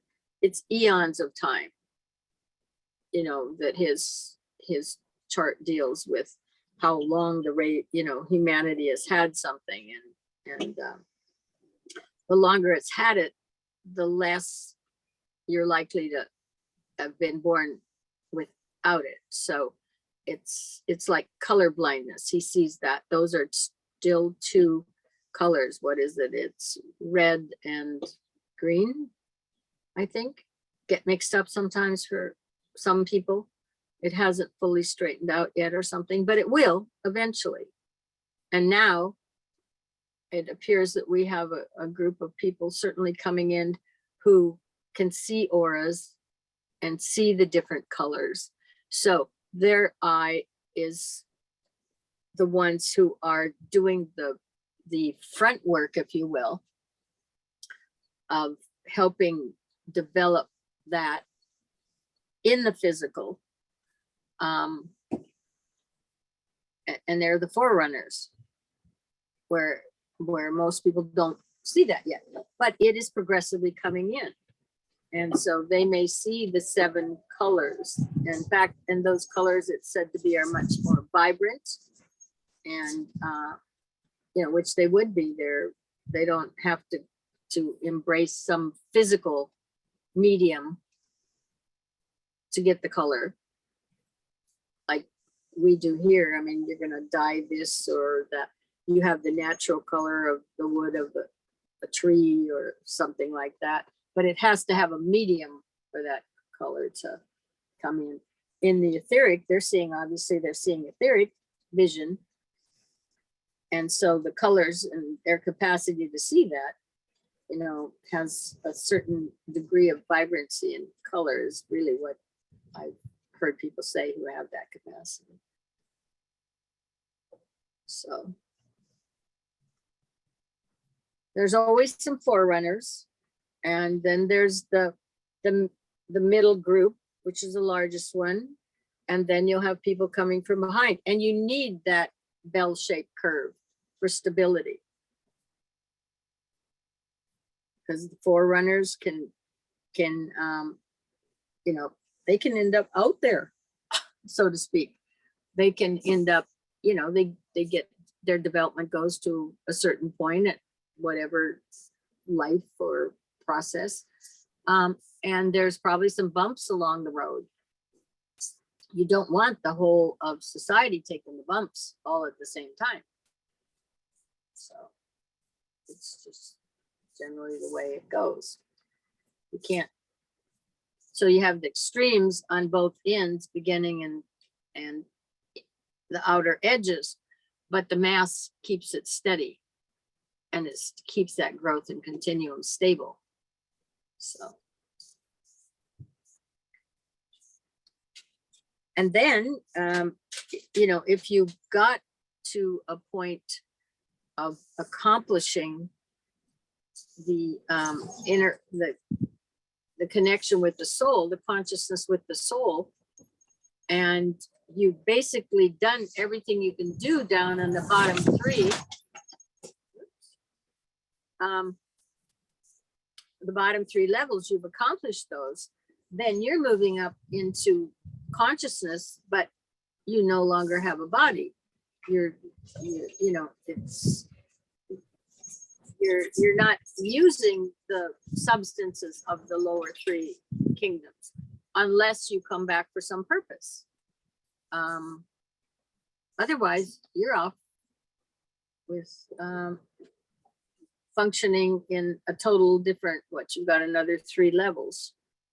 The spiritual triad is, you know, and then 1 level above that, and then maybe the top level, although I think that's extremely rare or doesn't join in.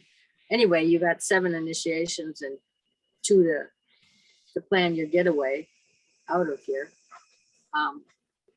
So, you know, it's an interesting life in the end, because you've gone through all these different stages. And I've always felt it was interesting to be able to be on this planet, because you do have the ability to function on all these different levels at the same time, and the capacity to function. I don't think you get, well, certainly the lower 3 would not be the same on Venus as here. You know, this might be a holiday planet in a sense. It is beautiful. And that's from our perspective of being down here. And that's my perspective of, you know, living where you've got a physical, you've got water, you know, you have air, and you've got a unit that's been created who can function in it. If you take this unit, I mean, they're already figuring that out. You take this unit off this planet, and it doesn't have to go far off this planet, and it doesn't hold its shape and its function the same way. You know, I think you had an astronaut that had a twin down here, and the one who was up there's DNA changed shape. The DNA changed, the eyeballs changed shape. The DNA changed. And the reason they could compare it is because they were twins. It went back to the right shape when it's back on the planet. So, I mean, you should never figure that if they go to Mars, you're going to go visit your cousins and they're going to be the same, look the same and function the same way as the last time you saw them or your expectation, because it's not going to be there. It's a different planet. It's different gravity. It's got a whole different quality about it. And very soon those life forms, if they can sustain life there, will start to change. Yeah, they'll be distant cousins. As we usually put it, you know, we're distant cousins. We don't see them too often. They may not be quite like us anymore. Like the cousins you have if you grow up in a small town and they live next door to you. You're not changing too much at that point. But I don't know how, I'm sure they've thought of those things, but they're not in the general public thinking. You know, they just saw the short little movie with Matt Damon, and he wasn't on Mars that long and he could still grow potatoes over there. So aside from his atmosphere, it probably wasn't all that much different, but it would be different. And, so what are you thinking, Donnie? I see you looking out there.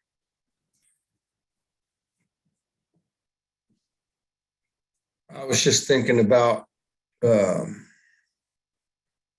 how that, you know, the quantum relates, I guess, between here and there, and you know, I guess the physics, the quantum physics behind it. I don't know anything. That's just what I was thinking about. Okay. Yeah. Well, you know, each of the planets has a different predominant ray. There's 7 rays. We got 7 planets, and this solar system is its own entity, just a lot bigger than we are. We are our own entity too. We have our 7 chakras, and we happen to be on this planet, and our design is designed for this one in terms of all of the scaling and everything else that's there. So you have a predominant ray, and its qualities that is for each planet is different also, by the way. When you're talking about thinking about the quantum, Annie Besant has a really good description of the very beginning and how everything is in a very tight structure, the 3 parts, you know, the Trinity. And then at some point, it's like you would take a pool cue and you hit the, you know, as you set them up and they go all over the place. The same thing happened, which put everything in motion here, there, and elsewhere, you know, which is the atomic structure we're talking about. They describe that to you. Even in my day, they knew that all that stuff was just bouncing around out there. And, you know, and it's the building blocks in many respects. I mean, that's what we use to create things with. Well, she did the consciousness of the atom, right? She wrote that book as well. Yeah. Yeah. A study in consciousness. She probably did the other one too, but the study of consciousness was the one I was thinking. But I mean, so there's your quantum out there just dinging around, all that activity, all of that stuff. But the quantum probably wouldn't function the same way on Mars. It would Yeah. have some, if I say restrictions, I don't mean that we don't have restrictions, but whatever the parameters are for that planet and its total relationship to the 7, to the ray structure. I mean, there's so many things to be factored in there. That our quantum, so to speak, works fine for us, our way. And obviously she was talking about the cosmos. The billiard ball got hit, so to speak, and set everything in motion for the entire system. But then we also have our limiting factors, if you will, that confine us to certain behavior patterns. So that's the one we are trying to figure out how to get through and maneuver is, Right. you know, working our way through this one. Yeah. Yeah, and you start with a group and you end up with an individual. That's the first 3. Then you start with a group again, meaning the hierarchy, and you end up as an individual. By the time you've gotten, I believe that would be the 6th, would be the second, because the second set of 3 ends up with the 6th. The first one ended up with the 3rd. That one would be the 6th, and you're back to an individual again because you've been trained group-wise in hierarchy, if you will, through getting through those 3 points, to which now you're back to being able to operate. It's a graduation from school again and again in that regard. Bull. Yes. Yeah. So what else? You got to be thinking. Oh my God. No, you're not just a yellow marker.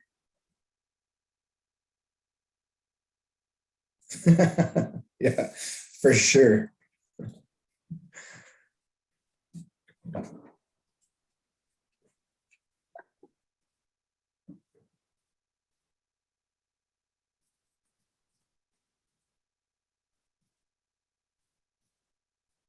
We're probably looking for what caused you to make those yellow marks in certain places. I don't know. I haven't processed it yet. It just stuck out as something that I needed to highlight. Okay. You're good at evasion too, aren't you? Not really.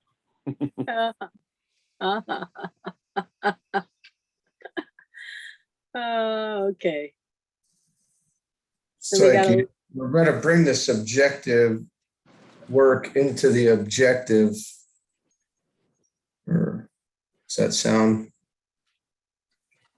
Bring our subjective work into our daily lives and integrate that, right? Yeah, I mean, you're bringing it together and making it one, so that it basically is. And then there's that union. And then there is, even with this material, I see what you meant by that. It becomes a part of us. There is a union all taking place all the time with this, because old things are getting left behind and new things are becoming the reality, where we can drop off some of our old thoughts or beliefs or whatever you want to call that, patterns. Yeah. Yeah, and remember, creating consciousness is the union of spirit and matter. That is a constant union. And that's why when it talks about the openness of the love, this whole system is about love. This whole system is about creating consciousness. They are basically one and the same. They are the union of spirit and matter. It is that simple in its fundamentals. So let me ask you something. Would it be more difficult to bring the subjective in when you have a thicker skin like an animal, this thicker skin of an animal, or the skin of a gray, like a shell. Do those things, because the human skin is very soft and kind of thin, but as you go, you look at the Remember, this is animals. mental work. What's that? Remember, we're talking about mental work. Okay. Would that make it more difficult or almost impossible? You need to be a human being, is what I'm saying. We need to have this vehicle. Right. But what I'm also saying is it isn't a matter of can it get through a thicker skin. Okay. Thicker skin would be just a resistance to anything coming in from the outside. That may be a piercing comment or something. In other words, I would think that would be more of what that represents. In other words, you got a thick skin or you got a thin skin. So somebody generally, I think it's used when somebody makes a comment, and the thin-skinned one is going to take an emotional, it is going to have some emotional response to that, which isn't probably going to be pleasant. Yeah. Somebody who's thick skin they're just not, it's descriptive of something else. We know it's not really the skin. Right. I'm saying, Okay. but it would keeping it in too. And it would be holding whatever's in and keeping whatever's out. That I'm just looking at it in a weird way right now. But yeah, okay. But basically your movement here that this book is going to talk about is moving up into that mental realm. It is separating away from, well, you've completed the astral plane if you're going to move up. if you're going to go through the actual initiation he's talking about, which means then that you have, if you go back to Annie Besant, all of the vibrations that can be placed on that full plane, all 7 levels of it, you have the corresponding match. So you have the consciousness, you have the awareness that relates to it. So if a piece of information, a piece of data, or whatever comes along, you already understand it, so you don't have to go back there. If you don't have it, then you're going to go back to review it in some way. Okay, so now, and the soul is really not interested in what would be the 3rd initiation. It's not interested in direct, fully conscious contact with you, or to help you grow too much if you haven't taken care of your business on the astral plane first and the 2nd initiation, because then you're going to get more energy and start developing here, and you're going to get pulled back there. And you're going to have to go back to revisit something because it wasn't dealt with. So that's the difference between functioning on one plane and yeah, you're working on the other stuff and you're interested and you're kind of going up that way. But if you still have stuff pulling you back, then you don't make it past those initiatory levels until it's all resolved. And it goes right back to vibrations. It's so that nothing pulls you back down. That is the goal of the significance of each of those initiatory points is, all right, so you've dealt with everything that could happen on the 7th plane. I'm pretty sure it's DK that makes reference to that, so that you have all of those, and then you have a second initiation when you have accomplished that on all 7 levels of the astral plane. Prior to that, if there's any emotional connection anywhere, and that's, you're not going up to that 3rd. Because you're getting ready to say, I'm ready to die. That's what you're preparing for. I'm ready to take on the load of the full consciousness of the soul. And I'm now going to be one unit. And and in that process, you make a connection with each point in the spiritual triad, because I am moving up. I am leaving here. Okay. And which means there can be no connections that are going to hold you back, period. So when you want to know why it's so hard, and people see it so hard, that's why. Because no connections mean no connections. That means family, children, any responsibilities you have to anything in the world. You basically have to be ready to say the world can do just fine without me.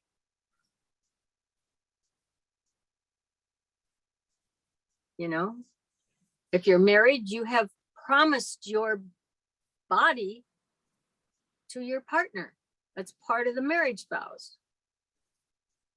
You know, you have made commitments. So, you know, I mean, there's lots of things that people don't realize, but I mean, that's really what, because you will be capable then of going and living in the realms of that spiritual triad, which are all formless.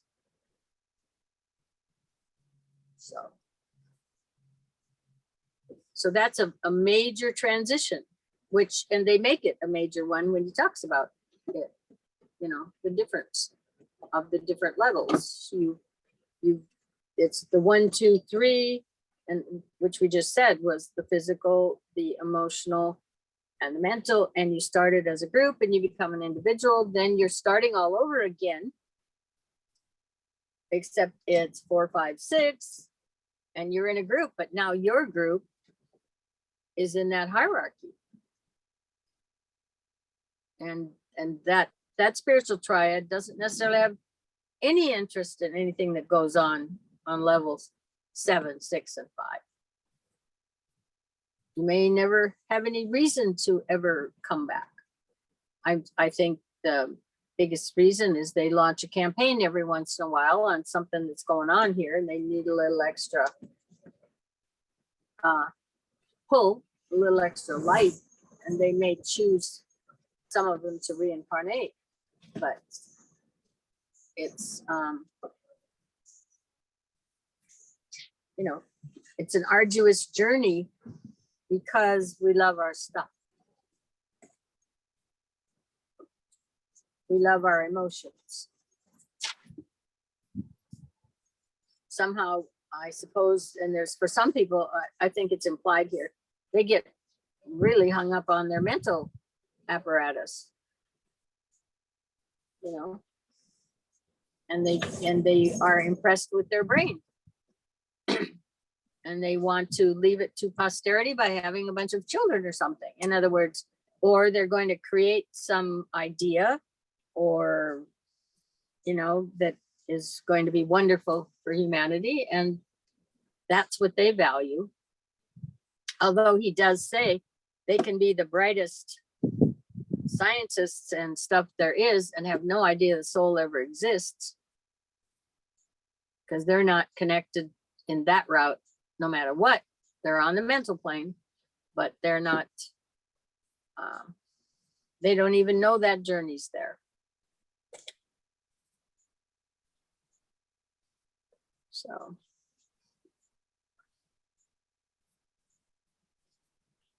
And I believe you see,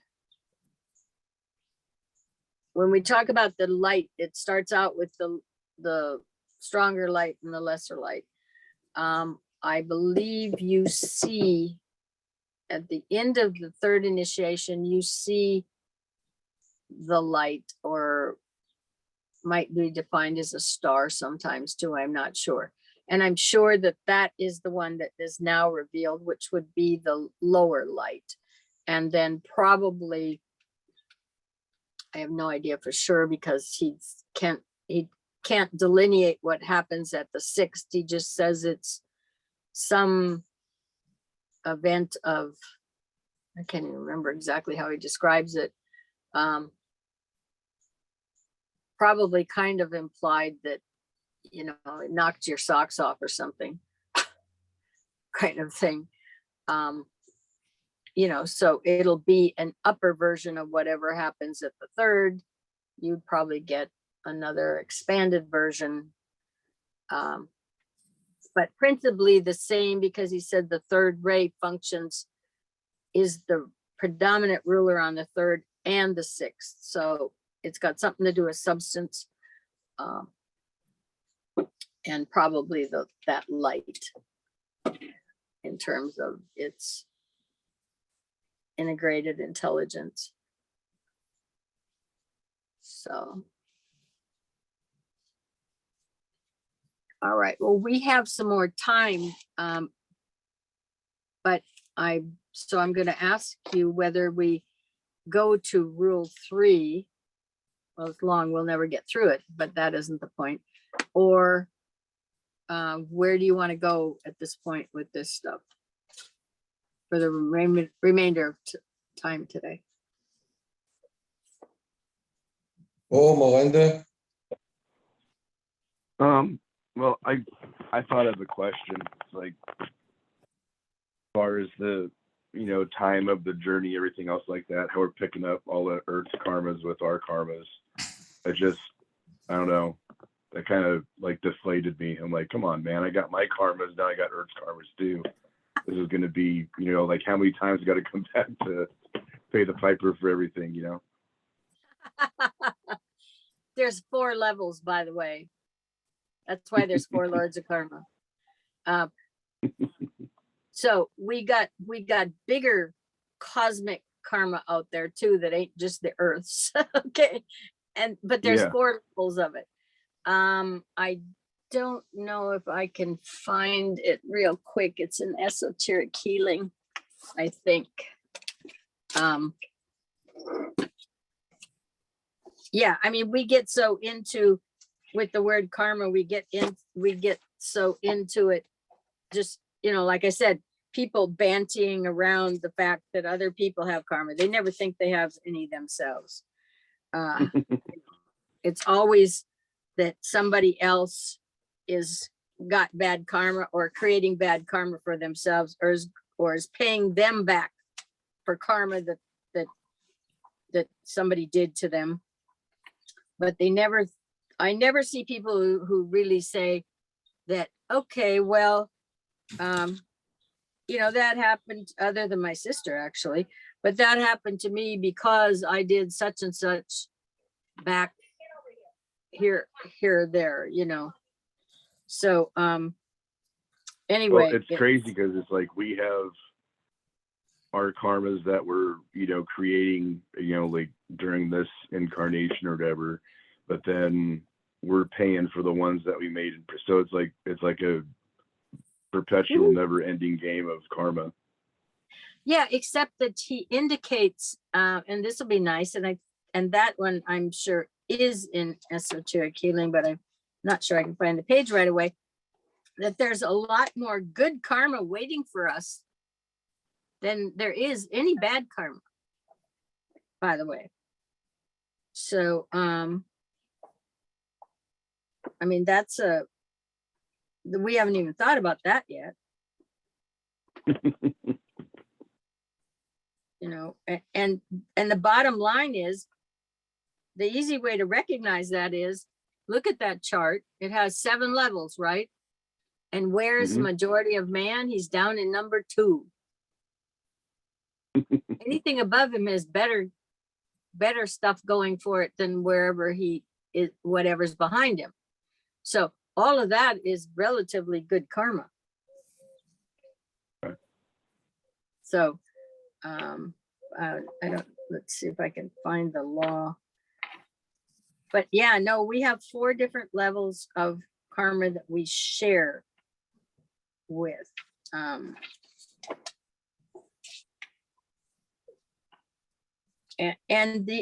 like I said, the other thing is people just are so happy to banty around karma, thinking it all is bad. So, you know, and a lot of it's probably not that bad for starters. It's just that people like to make sure they got something to knock you over the head with. Okay.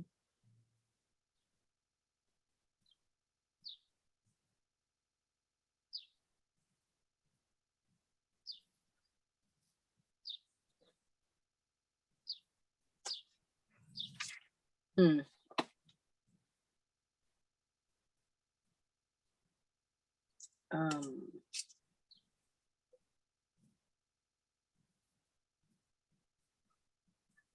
I'm trying to.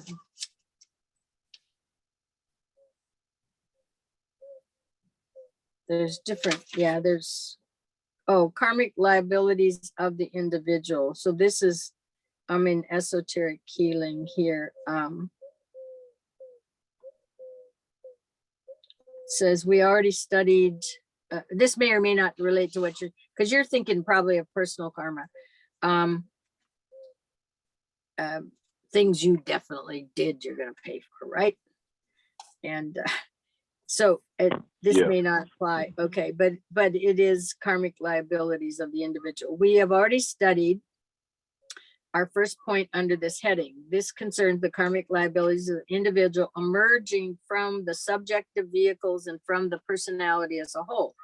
As we've discussed, the psychological causes of disease as they arise in the subtle vehicles in the 3 worlds or from the disciple's tension as he endeavors to tread the path, we were in reality concerned entirely with karma or with the effect of the inner causes of events, equipment, and circumstances on the physical plane. So this was probably throwing it into the physical, but anyway, we saw how the inner bodies by way of the etheric body conditioned the man's outer manifestation, and that disease or health is largely dependent upon them, meaning the etheric vehicles.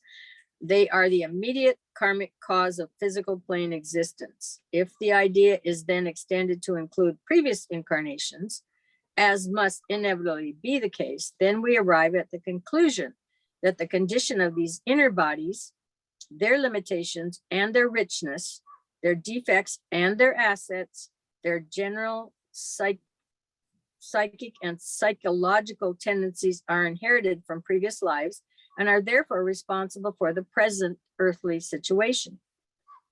We have consequently simply pushed the causes of present day conditions still further back, and we could, if we so desired, enter a field of such intricacy and detail that nothing profitable would eventuate. The whole problem of the recovery of past incarnations is one of infinite possibility. And when I use the word infinite, I immediately put the whole subject out of the control of the finite mind. We are then dealing with something which is not possible to handle rationally. Karma was for infant humanity and for the undeveloped individual a group matter. The man was a member of a group, but without any thought as to the implications and the responsibilities entailed. Later, as the process of individualization became more effective in character and purpose and more pronounced in temperament, karma became also more personal and definite, and the man in a position to make or work off more causes and effects. The personality not being thoroughly unfolded and integrated, the man was still involved in group life, and the inner relations became more extensive. Later on, the personality became the conscious creator of its own causes and the conscious participator in the effects. Upon the path, the karma of the chosen group, of the individual, and of those with whom the man chooses association through unity of spiritual purpose involves him. And another factor is added to the previous categories of karmic responsibility. Later still, karma in the three worlds is met and overcome and negated. At the same time, karma connected with the initiating of causes through world service is added to that which the individual has already experienced, and he shares in the karmic responsibility of the hierarchy itself. All of these stages, elementary group karma of the primitive man, individual karma of the self-conscious developing man, karma related to the life of the disciple, and hierarchical karma must be added to the well-known karma of retribution, with which the disciples already familiar.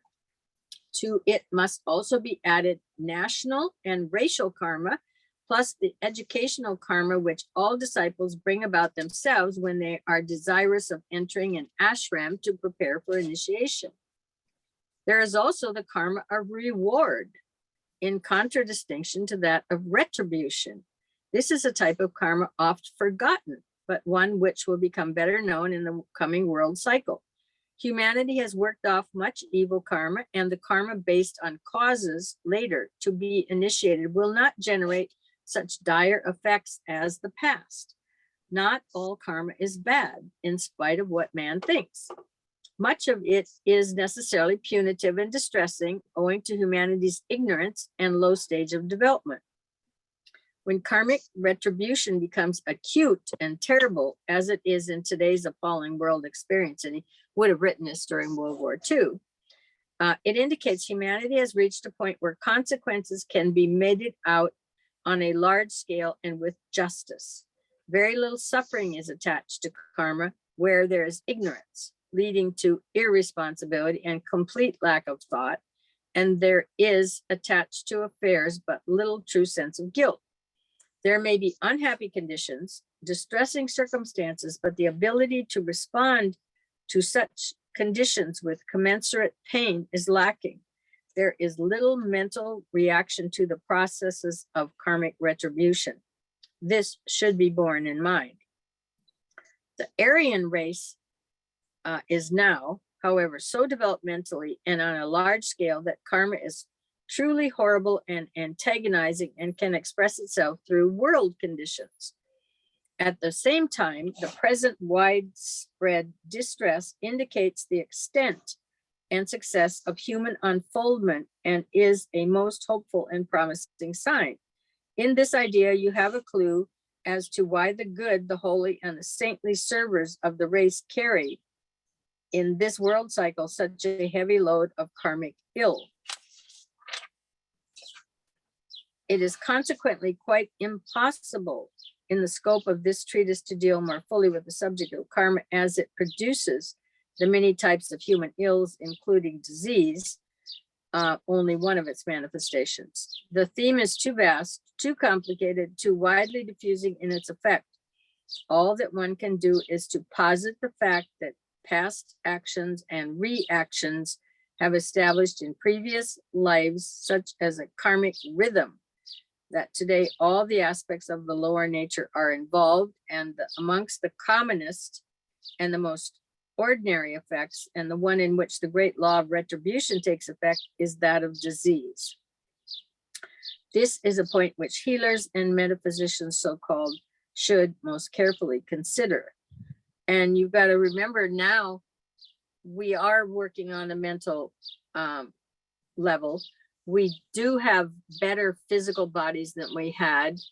You get to somebody like the biology of belief guy, and he will tell you that every cellular membrane, there is a receiver and a transmitter. So, and I tacked that on with some of the lower part. The last part here is because we can now get a lot of that instantly in terms of whatever you put in your system, whatever you put in your mouth, it has a response. It has a reaction, and it's pretty quick. So, you drink Hilux bleach, you got a problem. Okay, and your karma is going to come pretty quick. For example, if you do something that takes you off track of where your soul says you should be going, evidently at this point in time, our equipment is good enough that it can bring on an irritating health issue to try to get you off track right away, rather than having to undo something with a fast set of, a long set of incarnations, because your life pattern moved slower way back when. So,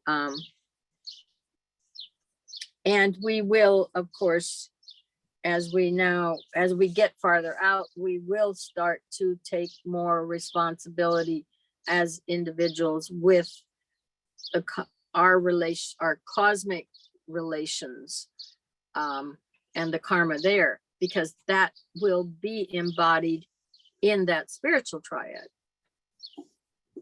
Because he does indicate that those etheric realms are somewhere along the line, at least the way I saw it, was they are bottom aspects of the greater levels of cosmos we're plugged into, in terms of there's the cosmic physical plane, there's the cosmic astral plane, there's the cosmic mental, and the cosmic Buddhic. And each of those choices of where you go, of which there were 7 paths, I think they've expanded it a little bit now, took you either to the cosmic astral plane, it took you to the cosmic mental plane, or it took you to the cosmic Buddhic plane. So we are plugged in on those upper levels. And so you're just going to start embodying that karma, and it doesn't necessarily have to be yours personally. Does that make you happy? A little bit more. Okay. Yeah. And it's a beautiful lawn. I don't know if I can remember the page. I mean, I thought it was 411, but let's see. It's law number 2. Yeah, it doesn't look like it. Let me see if I can find, because that's the beautiful one, because it transfers over from the law of ancient sharing of evil to the law of ancient good. And, that is the nice one. And we just have to work farther up on the scale to get plugged into that one, and not that much farther up.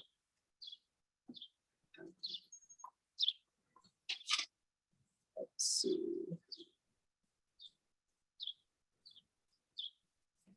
Yeah, and like I said, I don't, more than anything else, I think karma has been overrated. Because I truly mean that. They like hitting people over the head with it. It's always something that you can throw at somebody else, and make a good accusation. Oh, here it is. This was law number 2. It's like 543 page. Disease is the product of and subject to 3 influences. First, a man's past, wherein he pays the price of ancient error. Second, his inheritance, wherein he shares with all of mankind those tainted streams of energy which are of group origin. Third, he shares with all natural forms that which the Lord of life imposes on his body. And so, you've got probably a potluck there. These influences are called the ancient law of evil sharing. This must give place someday to the new law of ancient dominating good, which lies behind all that God has made. This law must be brought into activity by the spiritual will of man. So I've always loved that since the first time I read that. And by the way, that's on page 543, and I know you have the books, right? Yeah.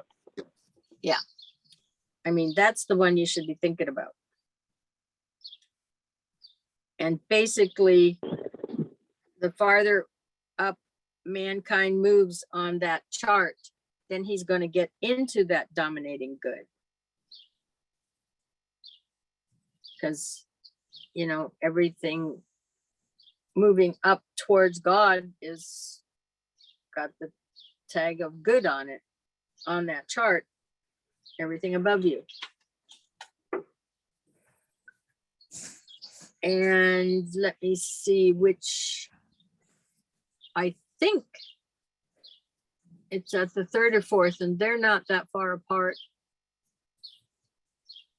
is when your karma gets wiped. When you've gotten that far. I'm pretty sure that's the one. I don't think it's the sixth. I think it's the fourth, or because you realize there's nothing else for you here for you at the fourth, because you've done everything there is you can do. And when you get ready then for the destruction of the causal body, because it's not needed anymore, I think the karma gets wiped. Any karma you might have had left, it's gone. I don't think you have to wait until you're up another set of 3. I think it's at the third. So, and there's a fair amount about karma in this esoteric healing, because they're talking about probably one of the results of trying to resolve it is health issues and stuff. So.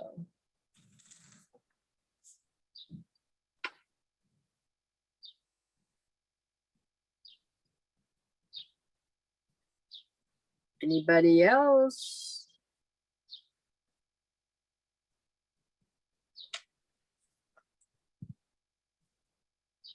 Well, if you eat a bunch of candy, you're gonna have to go to the dentist. Yeah, I know. More than once Mm-hmm. for the same teeth. Mm-hmm. I'm a walking example of that. I am as well. Yeah, no, I loved candy. I ate a lot of candy when I was young, and I got the teeth to show for it. What are you shaking your head at? Huh? Melinda? Oh, I have awesome teeth. good. I love going to the dentist. Every time I go to the dentist, they're like, dude, your teeth are amazing. I'm like, thanks. Yeah. But I'm just, Great example of how different our lives can be here. well, honestly, like, I'm surprised that they're so good, but I think I get it from my mom because of some of the stuff that I've done in my life. I shouldn't have good teeth. Yeah, No. and there are strains, human strains of I don't know what to call it, but where they've got really good teeth. Yeah. You know, Like yeah. my husband and my son, No. I'm fighting tooth and nail to keep my son's teeth.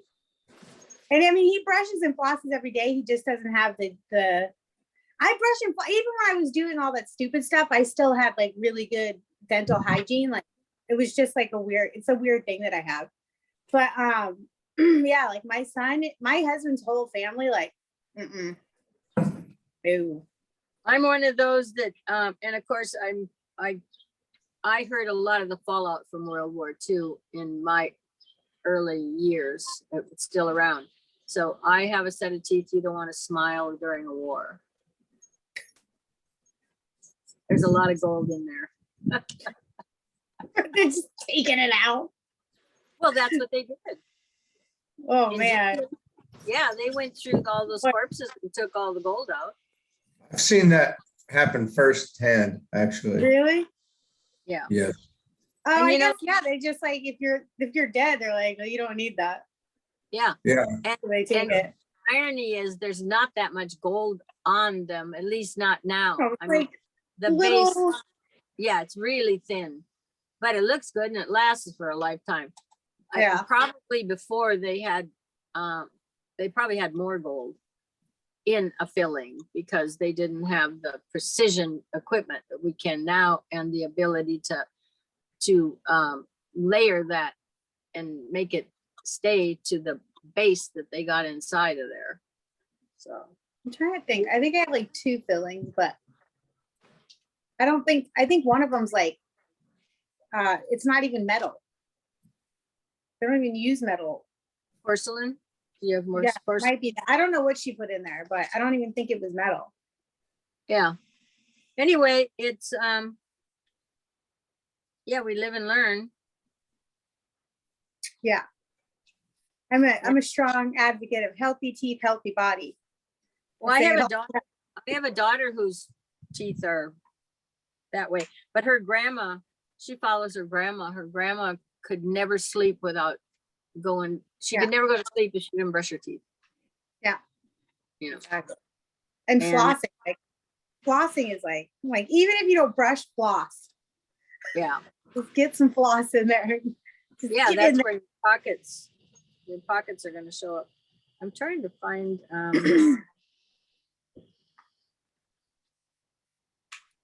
I'm trying to find some more about karma in here that Remember a long time ago, I read a story about karma. So I've never been one to think that you can only have bad karma or only other people have bad or good karma. Like I've always really just focused on my own karma, but knowing that it's not just, you're not just accumulating bad karma. Like it's not just bad karma, it's both. You can accumulate both and they kind of, you can cancel out. And it's not just like things that you do. It's like things that you say, your intention, things that you do. Like it's not just things you don't do. intention, right? Like, so, but yeah, I remember reading a story along. Yeah, and a I long went time ago. around with people Sorry, go ahead. studies for for many decades. So, a lot of them are into that's part of the buzzwords of being in this study is, of course, you can dole out karma to people, or you see something that they do that you don't like, or it's not nice. Oh, he's incurring karma with that. Or I hear people, I go, oh, that's some good karma, or they're gonna get theirs, or that must be their karma. I'm like, that's not even how it works. Like it doesn't work like it's not even like it's not how it works. Like that's really good astral plane buzzwords. They use it all the time. Yeah, I get really annoyed, especially people that have never even really looked into it or like tried to understand it at all. I'm like, dude, you stop. No, that's not how it works. I wish I could remember that story though. I just remember like because I always laugh when my son, like one time my son was like, I wish my parents were more like snowflake parents. And I was like, well, you picked us. So I don't know. Like, yeah, you could have picked different parents. I don't know what to tell you. But like I was reading all about karma and stuff and how you collect these like pebbles, like black and white pebbles. And then as you're going through the, that next stage or whatever, and then you figure out the pebbles help you to kind of figure out where you're going next. Like how, like almost like the scales, right? And then, but the part that really freaked me out was when the person got to choose their parents and they were watching couples having sex. And then they were like, okay, then they would pick their parents. And I'm like, that's messed up, man. Like you watched us having sex and then decided who your parents are going to be. So I always laugh when William's less than impressed with Jimmy and I, and I'm like, oh, really? Because you chose us, dude. You chose this life, bro. I also think about that with Dylan.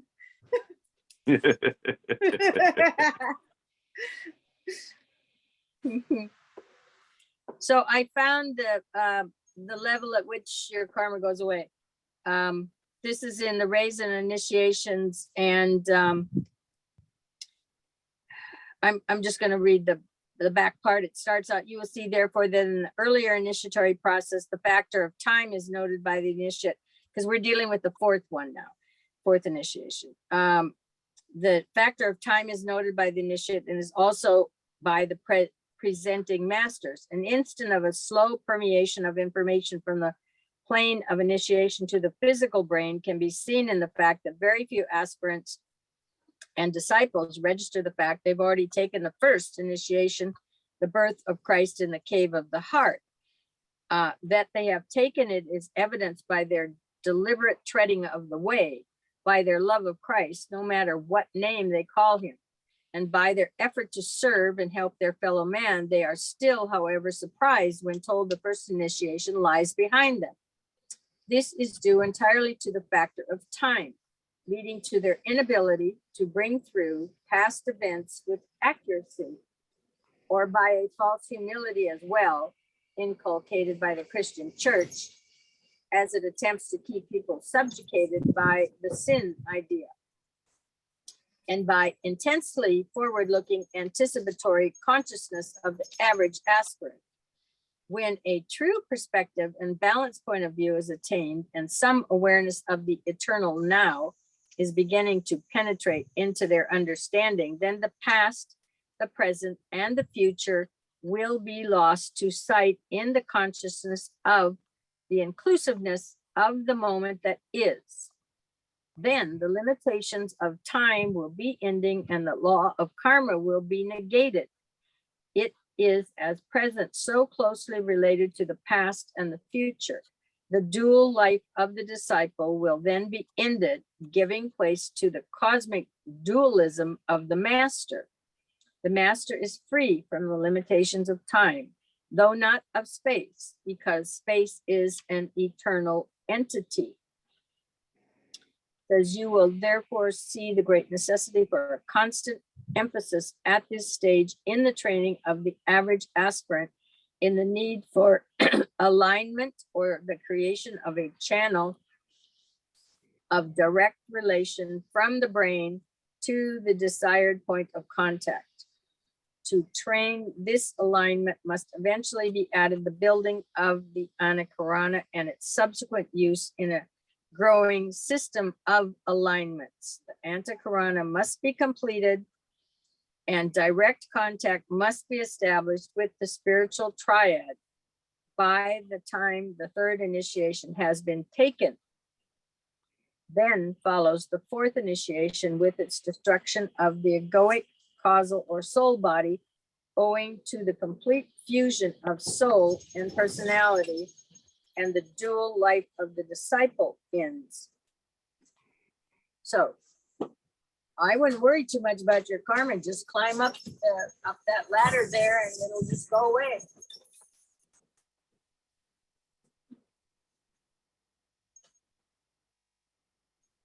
Leave its residue around for somebody else to take on down here. You're like crop dusting karma on everybody. Yeah, you can just say, here, shoulder this. That's bull.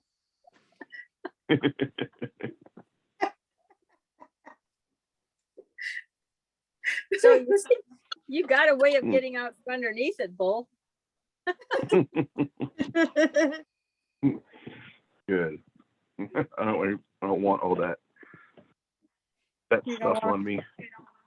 You're right. So you just gotta gotta shake it rise. off, bro. Shake it off. You just gotta rise above it. And there's a point there on the chart that'll tell you exactly where you need to go to make that happen. So anyway.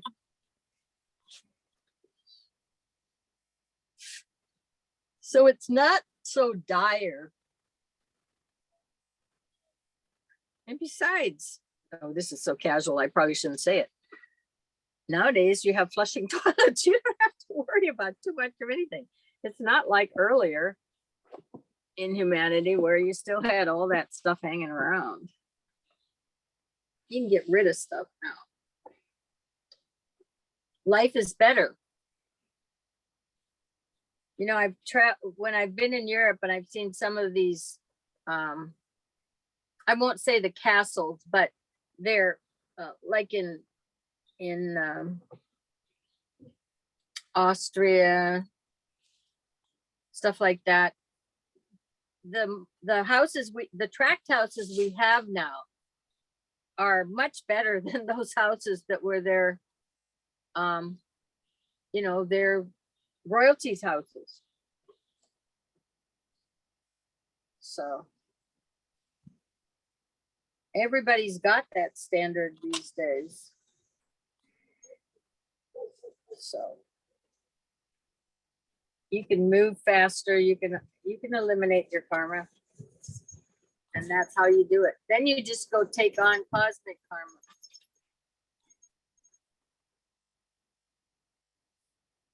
Get rid of one for the other. Oh man, sounds crazy. It's just the world you live in. I mean, or the universe you live in. You're all carrying the load for everybody because it is all one. Truly. I'm used to it. That's what moms do. Hmm? I'm always carrying extra loads anyway. Yeah. What's one more bag? Yep. Pack mules of karma. Right. It's like when you go to the grocery store, you're like, I'm making one trip, bro. I don't care if it's 500 pounds of groceries. I'm making one trip. Yep. Yeah. Load it all on. Let's go. Is that Atlas? Is an Atlas still with the world on his back or something? Yep. He's all like, Yeah. Yeah. And Sisyphus has to keep pushing it up the hill and rolls down every day. And who gets their liver plucked out every day? Prometheus, isn't it? Prometheus. Yeah. Prometheus. I mean, hey, let's face it, your karma can't be that bad. I mean, we all know about Prometheus, and he was a long time ago, and it's still happening for him. Yep. So we probably, yeah, he might be taking on a load for a lot of us.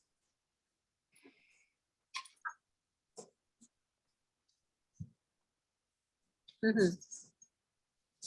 Didn't he get rescued by his brother later? I don't know. I Still don't know there. history. He's still there. Still getting plucked. Still getting plucked.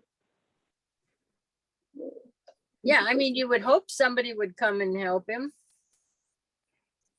I thought it was his brother came and undid the thing. I think he ended up back over there, though. I think he went back.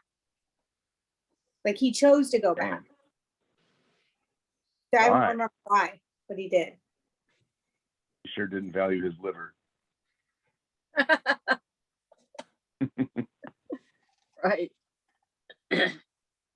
Well, he might have had the misconception he was already a god. And he could go through anything. Who knows?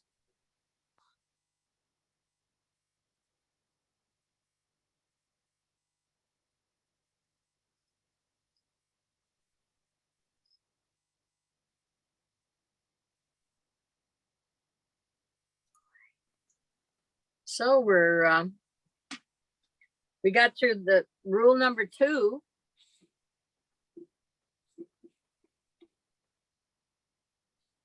We should have some good substance now, I think, on this book. I haven't looked, I mean, it's been a long time since I've gone through this whole book. Yeah, we got rules. They're all rules. 15 of them. We're at number 2. Nice. Yep. Yeah, some of them are stout. There's some serious business in there. Yes, there is. And then as I recall, there are some that really appear to be boring. We'll have to deal with those. too. I mean, you know, they get serious. They aren't fun and games. So, Well, that's no fun. yeah, it's more fun when it's fun, right? Yes. Uh, Yep.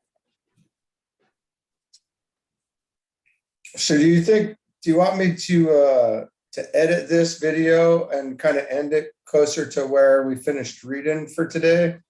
It's up to you guys. Maybe they'll be interested in some of this other stuff. Yeah, that's true. I can cut out the dead space, the dead air. Well, You know what I mean? should they be pondering on this during the dead space? Yeah, whatever you guys want to do. I don't know. You guys Whatever pick. makes you happy makes me happy, Donnie.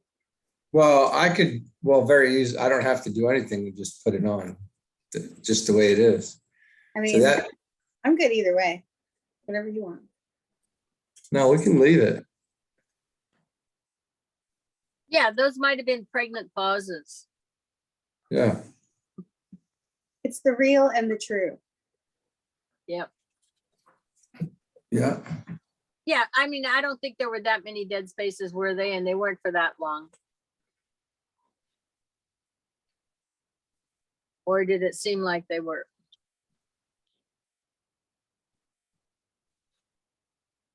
But I don't know. I'm not a good judge of that.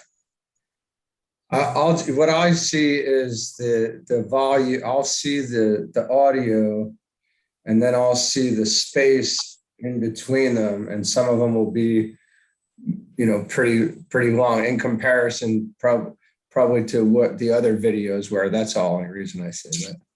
All right. Well, time-wise, it won't be bad because it's going to be 3 hours. Yeah. Yep. Well, sounds like this wind is just going to keep blowing for a while. I'm glad that's not here. I think you already had it. I had enough of that for a minute. I guess so. I need a break, actually, from the wind for a little bit. Yeah.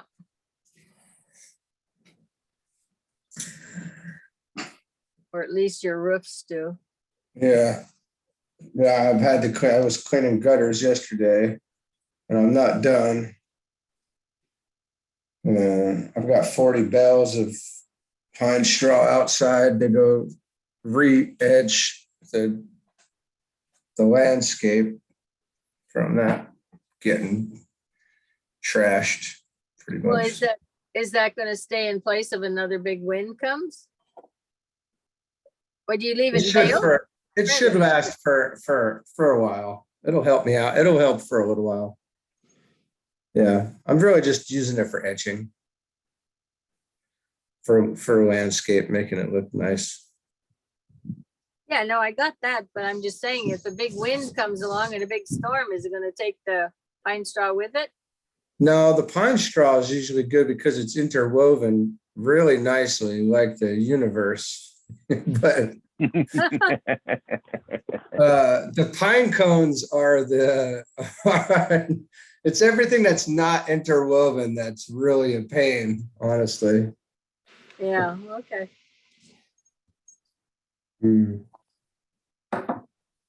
Well, I think we're probably done, huh? Yeah, it's good stuff. You want to cut the Yep. We'll say goodbye for today with this.